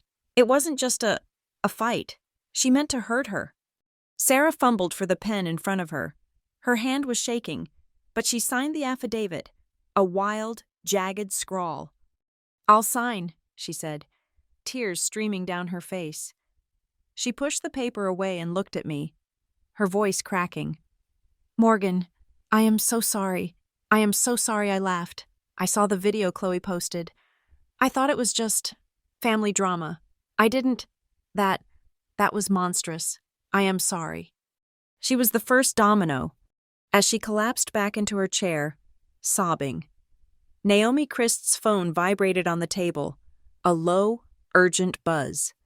Naomi glanced at the screen, then stood. "Mrs. Hale," Naomi said, her voice crisp. "And for those of you still weighing your options, I have a brief update." She held her phone up. "I have just received confirmation from the court clerk. Judge Alastair has reviewed my emergency petition. The injunction has been granted, as of 11:02 p.m. All accounts, personal, business, and joint, associated with Vivian Hale, Mark Hale, Chloe Hale, Leo Hale, and the Chic Silhouettes boutique are officially, legally, and immediately frozen." Chloe let out a sound like a high-pressure valve releasing. "No, my business. I have payroll." "You have no business," Naomi stated, flatly. Arthur took his cue. He did not wait. He stepped forward. "And while the state of Colorado freezes your assets," Arthur's voice boomed, "I will freeze mine. As of this moment, all individuals named in the fraudulent transfers, Mark, Chloe, and Leo Hale, are hereby suspended, indefinitely, from any and all discretionary benefits of the Blake family trusts. There will be no more payouts. There will be no more stipends. You will have no access to any family property, here or elsewhere. You are, until the conclusion of the audit, cut off." This was the end of their world. The free ride was over. Vivian, however, was still staring at me. She was calculating. She was trying to find a way to blame her staff, to pin the fraud on a subordinate. I knew it. "But it was not just your family you corrupted, was it, Vivian?" I asked. I tapped my phone. The television changed. "An email. I found this in your sent items. Vivian, it is an email you sent last week to James Peterson, the comptroller at the Ever Harbor Foundation." I zoomed in so the whole table could read it. "From Vivian Hale to James Peterson. Subject urgent. Gala expenses. James, the V.H. Design's invoice for $75,000 must be paid by end of day. I see you have flagged it for review. Unflag it. This is a board-level directive. I trust I do not need to remind you that your annual employment review is next month. We all want to ensure that goes smoothly, do not we?" V. A collective, sickening gasp. Aunt Cynthia, who had already apologized, looked like she was going to be physically ill. This was not just fraud. This was extortion. This was threatening a man's livelihood. Naomi looked at the email, then at a file in front of her. "James Peterson. He's been the source of anonymous tips to my office for over a year. He was too afraid to come forward." "He was not anonymous to me." The voice came from the doorway. Mrs. Lyle, the housekeeper, stepped fully into the dining room. She was no longer the invisible servant. She was rigid, composed, and radiating an authority that silenced the table. "Madam," Mrs. Lyle said, looking directly at Vivian, "you made a critical error in judgment. You assumed I just cleaned your house. You forgot to ask what I did before I came to work for Mr. Blake." Vivian stared at her, uncomprehending. What are you talking about? You are the help." Arthur spoke, his voice heavy with a pride I had never heard. "Mrs. Lyle was my senior internal auditor at Blake & Founders for 15 years. She was the most ruthless auditor I ever employed. She retired, found it boring, and I offered her a position here. She has been my eyes and my ears ever since." Mrs. Lyle walked to the table. "When you began overseeing the foundation's finances, Madam, I recognized your methods. They were sloppy. James Peterson was terrified of you. He knew what you were doing. He would send me the digital copies of every inflated invoice you pushed through, and the physical receipts you thought I was shredding." She smiled, a cold, thin, devastating smile. "I was copying. I have a full, physical ledger, a hard copy duplicate of every fraudulent check, every kickback, every extortionate email you have sent for the last 5 years. It is currently sitting in a bank vault, waiting for the auditors. They will find it extremely helpful." This was the twist, the real one. The conspiracy I had uncovered was nothing compared to the one that had been running against her, silently, for years. She was not just caught, she was already skinned. The room was spinning, the revelations coming too fast, a cascade of ruin. And in the middle of it, a phone rang. It was not mine. It was not Arthur's. It was Vivian's, sitting on the table beside her uneaten cake. The screen lit up. Chloe's husband. Vivian stared at it, her hand shaking. She snatched it up. "What?" A man's voice, tinny and panicked, erupted from the speaker, loud enough for all of us to hear. "Vivian, what the hell did you do? What the hell did you do? The bank just called. Our accounts are frozen. All of them. The operating line, the joint checking. I cannot pay our suppliers. The entire spring collection order just got voided. We are ruined. Vivian, we are ruined." Vivian's hand went slack. The phone dropped from her fingers, clattering onto her plate, the man's voice still screaming. "Vivian, are you there? Vivian!" She did not answer. She could not. And in that precise, perfect, catastrophic moment of silence, a new sound cut through the night. A loud, formal, authoritative knock on the front door. Everyone froze. This was not a relative. This was not a lawyer. This was the outside world, breaking in. Mrs. Lyle, her face impassive, left the room. We heard her voice, low, and then the deeper voices of men. She returned, and behind her were two uniformed Riverbend police officers. "Good evening, folks," the taller officer said, his eyes scanning the room. He was polite, but his gaze was heavy. "Sorry to interrupt your Christmas Eve. We received a call from a neighbor, a report of a disturbance, shouting, sounds of a violent altercation. Someone mentioned an assault?"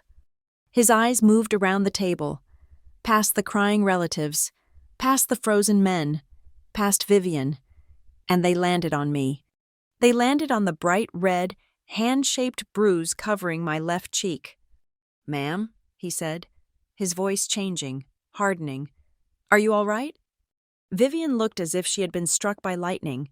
This was the one thing she could not control, the one thing her money and name could not stop. Public, uniformed, official disgrace. Arthur stepped forward immediately, projecting calm. "Good evening. Officer, I am Arthur Blake. Thank you for your promptness.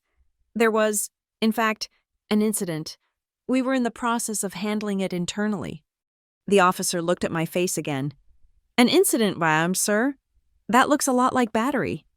"It was," Arthur said, his voice flat. "This is my granddaughter, Morgan. She was assaulted, here, in this house, by Mrs. Vivian Hale." He pointed at Vivian. The second officer turned to her. "Ma'am, is that true? Did you strike this woman?" Vivian made a small, strangled, choking sound. The first officer looked back at me. "Ma'am, my name is Officer Daniels. Do you wish to press charges?" This was it. This was the moment I could end her. I could have her cuffed, right here, read her rights, dragged her out of the mansion, past the Christmas tree, in front of her entire family. I looked at Vivian. She was staring at me, her eyes wide, not with hatred, but with a new, raw, primal terror. I thought of the children, Ava and Braden, asleep upstairs. I turned to Officer Daniels. My voice was steady. "Officer, the children of the family are asleep upstairs. I do not want them to see this. I do not want anyone arrested in this house tonight. Not in front of them." Vivian's head sagged, a tiny, involuntary movement of relief. "But," I continued, and her head snapped back up, "I absolutely want a report filed. I want this documented. Officially, I was assaulted, I am injured, and I have witnesses." The officer nodded, a look of profound respect in his eyes. "Understood. Ms. Blake, that is your right. We can take your statement right here. We will file a formal report for battery. Adult domestic. That report will be on file." He looked at Arthur. "You mentioned a recording, sir?" We have high-definition video of the entire event, Naomi Christ said, stepping forward and handing the officer a new small USB drive. It is all yours. Naomi then held up the sheaf of financial papers. Officer, in addition to the assault, we have uncovered evidence of significant financial malfeasance, embezzlement from a charitable foundation, extortion. The officer held up a hand. That is going to be above my pay grade. Ma'am, we will handle the battery charge, but we will absolutely take all of this. We will refer the financial information and all these other documents to our Economic Crimes Division. You can expect a call from a detective, probably tomorrow. Assault, embezzlement, extortion, economic crimes, audit, frozen accounts, disinheritance. The words stacked up, one on top of the other, a pyramid of inescapable ruin. Vivian Hale, the woman who had ruled this family with an iron fist, the woman who had slapped me for sport, looked at the police officers. She looked at her ruined family, now signing the affidavits, one by one. She looked at Mrs. Lyle, the auditor. She looked at Naomi, the lawyer. Then she looked at me.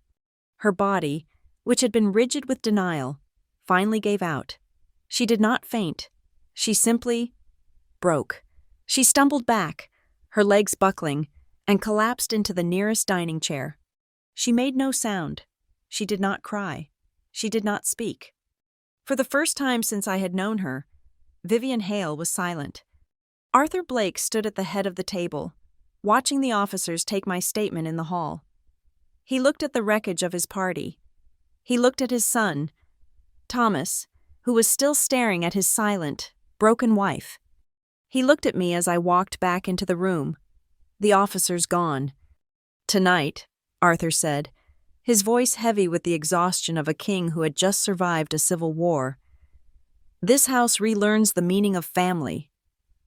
Christmas morning dawned cold and clear. The brilliant sunlight on the fresh snow, a mockery of the events of the previous night. There were no presents. There was no festive brunch. At 9 a.m., we were not in the living room. We were in the downtown Riverbend offices of Blake and Founders. The emergency shareholder meeting was called to order in the main boardroom, a glass and steel expanse that overlooked the quiet, snow-covered town. Most of the board was patched in via a secure video link, their faces grim and pixelated on the large screen. In the room were only 5 people: my grandfather, Arthur, at the head of the table, Naomi Christ, to his right, me, to his left, and at the far end of the table, looking small and exhausted, was my father, Thomas Hale. He had been invited as a shareholder, but we all knew he was a witness. Vivian, Chloe, Mark, and Leo were not present. They were, as Naomi had put it, conferring with their new, and presumably very expensive, legal counsel. Their assets were still frozen. Arthur began, his voice devoid of any holiday sentiment. This emergency meeting is called to address a catastrophic internal failure of oversight and a significant legal threat to both Blake and Founders and the Ever Harbor Foundation. He did not waste time. My first act is to correct a long-standing structural weakness. As of this moment, I am transferring my full proxy voting rights for all matters pertaining to the Ever Harbor Foundation, its assets, its board, and all associated family philanthropic trusts to Morgan Blake. On the screen, the disembodied faces of the board members blinked. I had not been on their radar. I was a non-entity, a name in the family tree. Now, I was the one holding the keys to the kingdom's conscience. Morgan? One of the board members asked, a man in New York. Arthur, is she qualified? She is the one who uncovered this, Arthur said, his voice flat. That makes her more qualified than anyone else in this room. Her position is final. He nodded to Naomi. Naomi, the report. Naomi stood. She was not a family lawyer today. She was a corporate executioner. Good morning. Members of the board, what you are about to see is the preliminary result of a 5-year forensic audit, condensed into a 10-minute presentation. The full report will be extensive. She clicked a remote. The main screen lit up, not with a spreadsheet, but with a simple, terrifying flowchart. We have uncovered a systemic, multi-year model of embezzlement, which I am calling the family and friends siphon. It begins here, she pointed, with the Ever Harbor Foundation. Funds designated for community grants or events are diverted, under the authority of board member Vivian Hale, to a shell entity, VH Designs. A new box appeared. From there, the funds are distributed, a significant portion is funneled, via fraudulent invoices, to a secondary friendly entity, Chic Silhouettes Boutique, owned by Mrs. Hale's cousin, Chloe Hale. A third box. From the boutique, the money is split. A portion is kicked back directly to Mrs. Hale in cash, documented by Mrs. Lyle and corroborated by the Foundation's comptroller.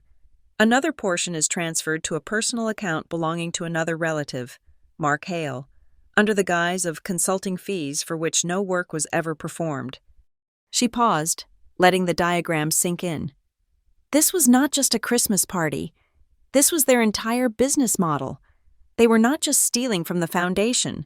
The Foundation was their primary source of income. We estimate the total fraudulent diversion over 5 years to be in excess of $1.5 million. A hiss of indrawn breath from the New York board member. Naomi, Arthur said. The motion. I table a motion for an immediate vote, Naomi said, her voice ringing in the silent room. To remove Vivian Hale from her seat on the Ever Harbor Foundation board, from all subcommittees, and to permanently bar her from any position, paid or voluntary, associated with Blake and Founders or its affiliates, effective immediately, pending the results of the ongoing criminal and civil investigations. Seconded, Arthur said. All in favor. A chorus of eyes filled the room, from the video screen, from Arthur, even from me. Opposed? Silence. The motion carries, Arthur said. Vivian Hale is, as of this moment, an outsider. The next matter, Naomi continued, her voice softening just a fraction, is the one pertaining to Mr. Thomas Hale. My father stiffened. He looked at me, then at Arthur. Naomi placed a single document in front of him. Mr. Hale, this is a legal revocation. It immediately and irrevocably cancels the full power of attorney you granted to Vivian Hale 2 years ago. It restores your voting shares, your inheritance from your late wife, entirely to your control. She put a pen on top of it. Naomi, my father said, his voice hoarse, this also cancels her access to my personal accounts, my pension? It severs her from your financial life completely, Naomi confirmed. She will have no access to anything that is yours. This was his moment, the moment to choose. He could have balked, delayed, said he needed to think. He did not. He picked up the pen. His hand was shaking, but he signed his name with a firm, angry stroke. He pushed the paper back toward Naomi. It is done, he said. Thank you, Thomas, Arthur said, a note of respect in his voice. The board began discussing the next steps. Civil suits, press releases, clawbacks. The words were angry. The men on the screen demanding blood. We will sue them all, the New York member declared. We will ruin them. A public trial. We will make an example. No. I spoke for the first time. The room went silent. What? The board member asked. No public trial, I said, standing. Not for the cousins, not for the family who laughed. Morgan, Naomi began. They are complicit. They are guilty of conspiracy. They are, I agreed. And they will pay, but a public lawsuit splatters the Blake name, the Foundation's name, all over the papers. It implies our internal controls are a joke. It punishes the Foundation for being robbed. There is a better way, a more effective way. I looked at Arthur. He nodded. This was my floor. Vivian is a separate matter, I said clearly. She is the head of the snake. We let the district attorney, the IRS, and the Economic Crimes Division handle her. She will face a public trial. That is not up to us. But for the others? Chloe, Mark, Leo, Aunt Cynthia. the ones who enabled her, the ones who benefited, the ones who laughed. I propose a different form of justice, not punishment, reimbursement. I laid out the terms. Full financial restitution. Every dollar they took from the foundation, paid back with interest, within 90 days. Their accounts will remain frozen until a payment plan is established. If they default, Naomi files the civil suits. 2, I continued, community service, not a photo op, not sitting on some gala committee.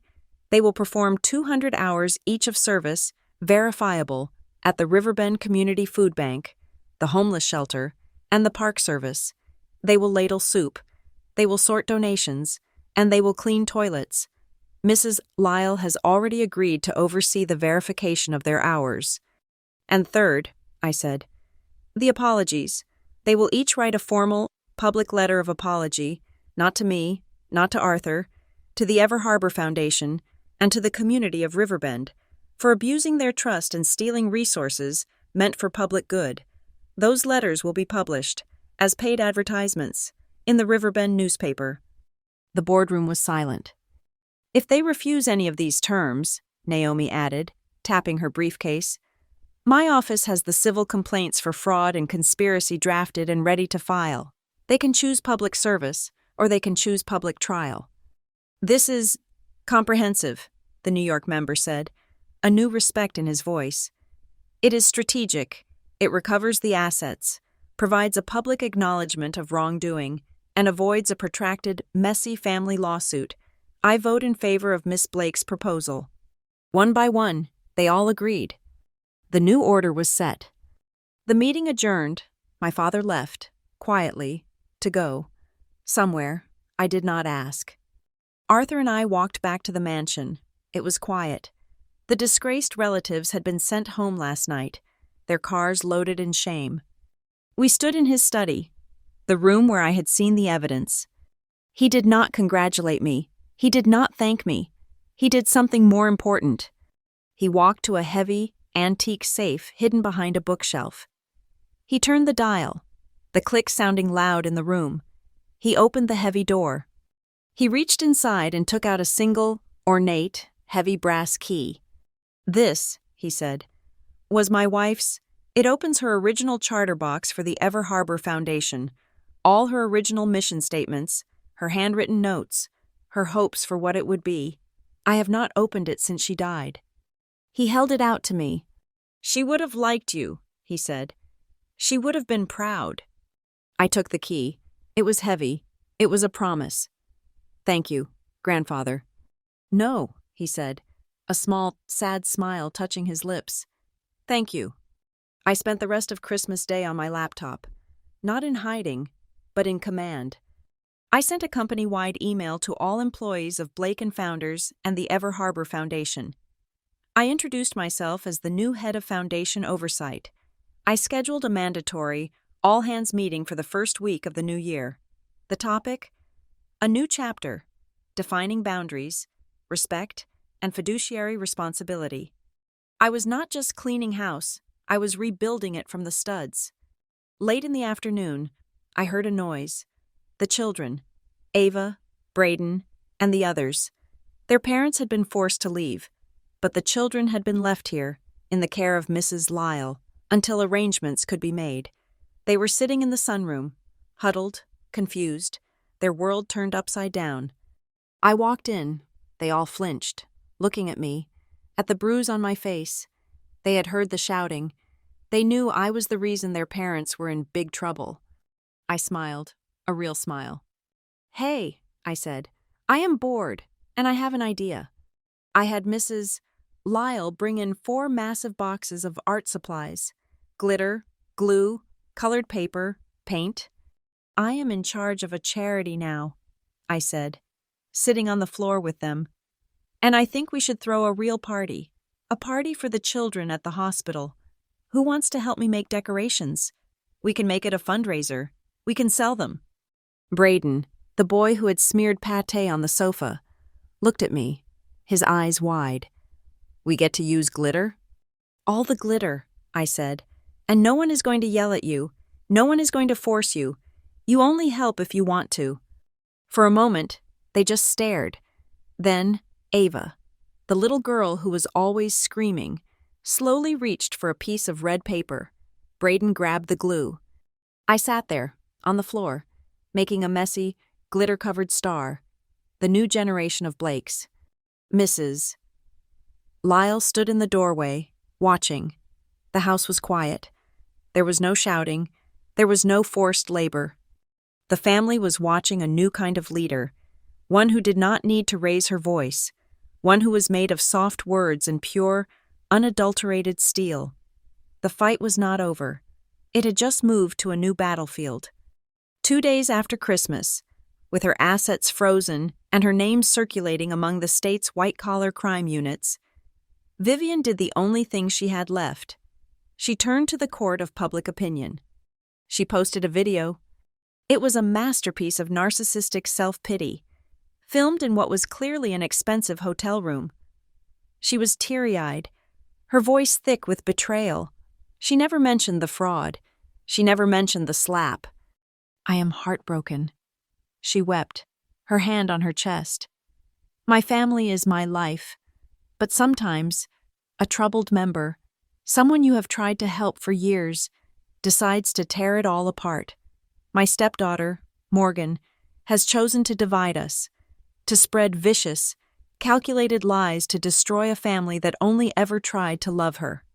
She talked about the sanctity of family and the pain of a mother's unrequited love. She was painting herself as a victim, a long-suffering matriarch, and me as a cold, calculating usurper. The post was tagged with family first, betrayal, and heartbroken.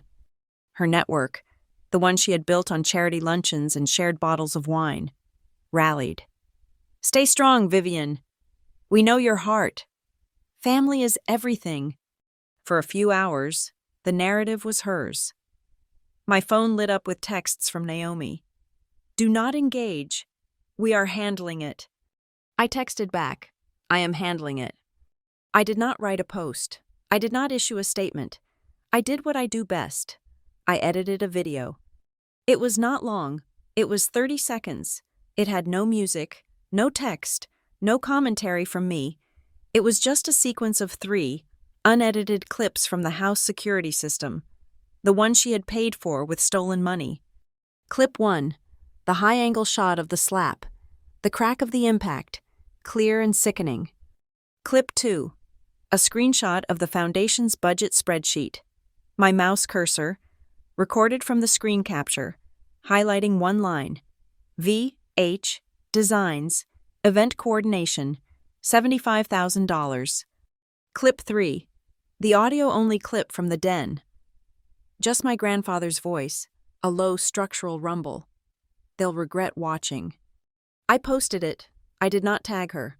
I did not write a caption. I just posted it to the Foundation's official Twitter and Instagram feeds, the ones I now controlled. The file was titled, A.B. Foundation, A Record for Clarity. It was a digital execution. The backlash was not a wave. It was a tsunami. The comments on Vivian's post evaporated, replaced by a torrent of venom. But the public's rage was not, as I had expected, reserved just for Vivian. It was for them, the watchers. Someone had found Chloe's holiday drama post before she could delete it, and it went viral.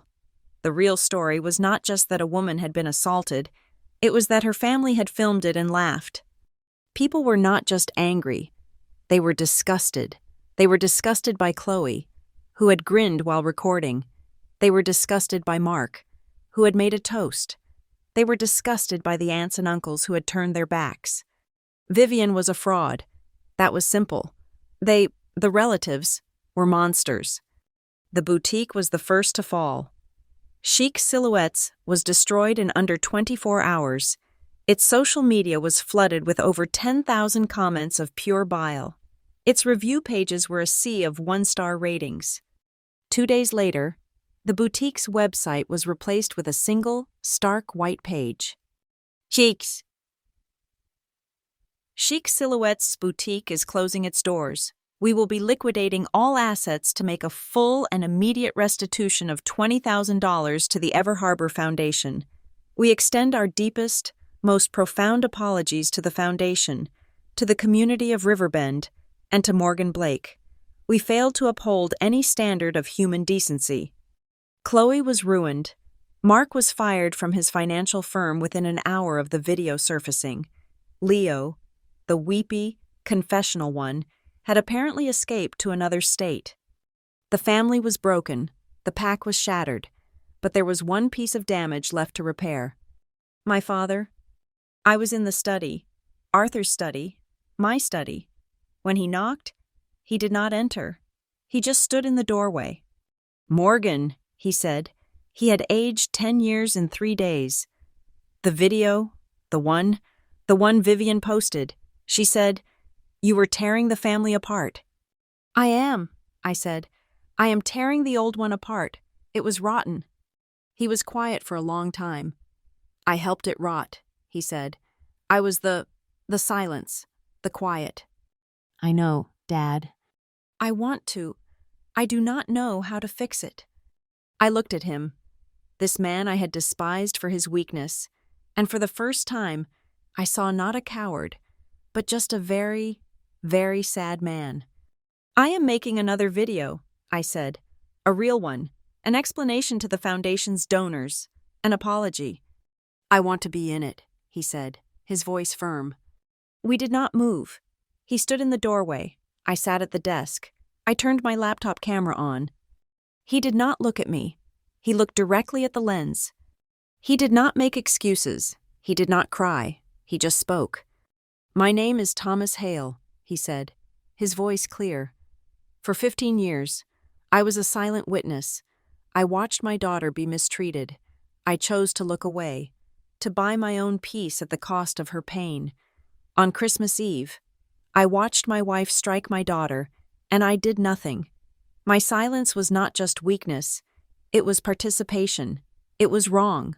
I have been silent for too long. It stops now." It was the most honest, most powerful thing I had ever heard him say. He had finally, at the end of all things, stood up. The legal fallout was swift and anticlimactic. The police, armed with the video, the financial records, and Mrs. Lyle's 5-year ledger, had an ironclad case. Vivian was formally charged, 2 counts, assault in the 3rd degree, and because the DA wanted to avoid a complex, multi-year fraud trial, a single, devastating civil charge of financial malfeasance and breach of fiduciary duty. The court, presented with the video of her threat and the slap, immediately granted my request for a permanent restraining order. Vivian Hale was legally barred from coming within 500 feet of me, my home, or my place of work. She took a plea. Her lawyers knew she had no other move. There was no prison time, a disappointment, but one I had expected. Her punishment was, in many ways, more precise. She was sentenced to 2,000 hours of community service. She was ordered to pay full, 6-figure restitution to the Ever Harbor Foundation. She was required to attend a year-long intensive anger management and ethics course. She was stripped of her name, her money, and her status. She was, in the end, just a woman in a beige pantsuit, signing papers in a courthouse, while I watched from the back row. 1 year later, the Blake mansion was full again. The 30-foot tree was back, but this time it was covered in the messy, glitter-soaked, handmade ornaments the children and I had made. The party was not the community gala. It was the Ever Harbor thank you. I stood in the foyer, wearing a simple red dress. I was not a guest. I was the host. As the head of the foundation, I had spent the last year rebuilding it, funding a new children's wing at the hospital and 2 new art programs in Riverbend schools. Tonight's party was for them, the doctors, the teachers, the artists, the families, all the food, all the gifts, all transparently paid for. The budget posted on the foundation's website. My father was there. He was standing by the fireplace, talking to a teacher. He looked lighter. He and I we were quiet, but it was a different kind of quiet. It was not the absence of words. It was the absence of a fight. It was a start. At the entrance to the dining room, Mrs. Lyle stood at a small table, but she was not checking coats. She was checking pledges. The old relatives were there, Aunt Cynthia, Sarah, the uncles who had turned their backs. They had come. They had served their 200 hours. They had paid their share of the restitution, and now they were here. But they did not enter. They stood in a quiet, humbled line. One by one, they approached Mrs. Lyle's table. To be admitted, they had to sign the new Blake Family Compact, a single page. It was not a legal document. It was a moral one. I pledged to respect the boundaries of others. I pledged to not confuse tradition with exploitation. I pledged to speak up when I see an injustice, especially when it is in my own home. I watched Aunt Cynthia sign it, her hand steady. She looked up at me. "Morgan," she said, "it is a beautiful party." "Thank you for coming, Cynthia," I said. My grandfather, Arthur, found me. He was not using his cane. He handed me a small, sealed envelope. I opened it. It was a handwritten letter, on his heavy cream-colored stationery. "Morgan, I have spent my life building a company. You have spent 1 year saving its soul. You took a slap, a moment of ugly violence, and you turned it into a lesson for an entire lineage. My wife would not have just been proud. She would have been taking notes. Your grandfather, Arthur." I folded the letter, the paper warm in my hand. I looked up at him. I walked up the grand staircase, just a few steps, until I was on the landing. The exact spot where he had stood. The exact spot where he had leaned in and changed my life. I looked out over the room. It was full of new people, new energy, and the old family, mingling, quiet, respectful, changed. I raised my glass. "Welcome, everyone," I said, my voice carrying. "I am so glad you are here. This house has had its share of history.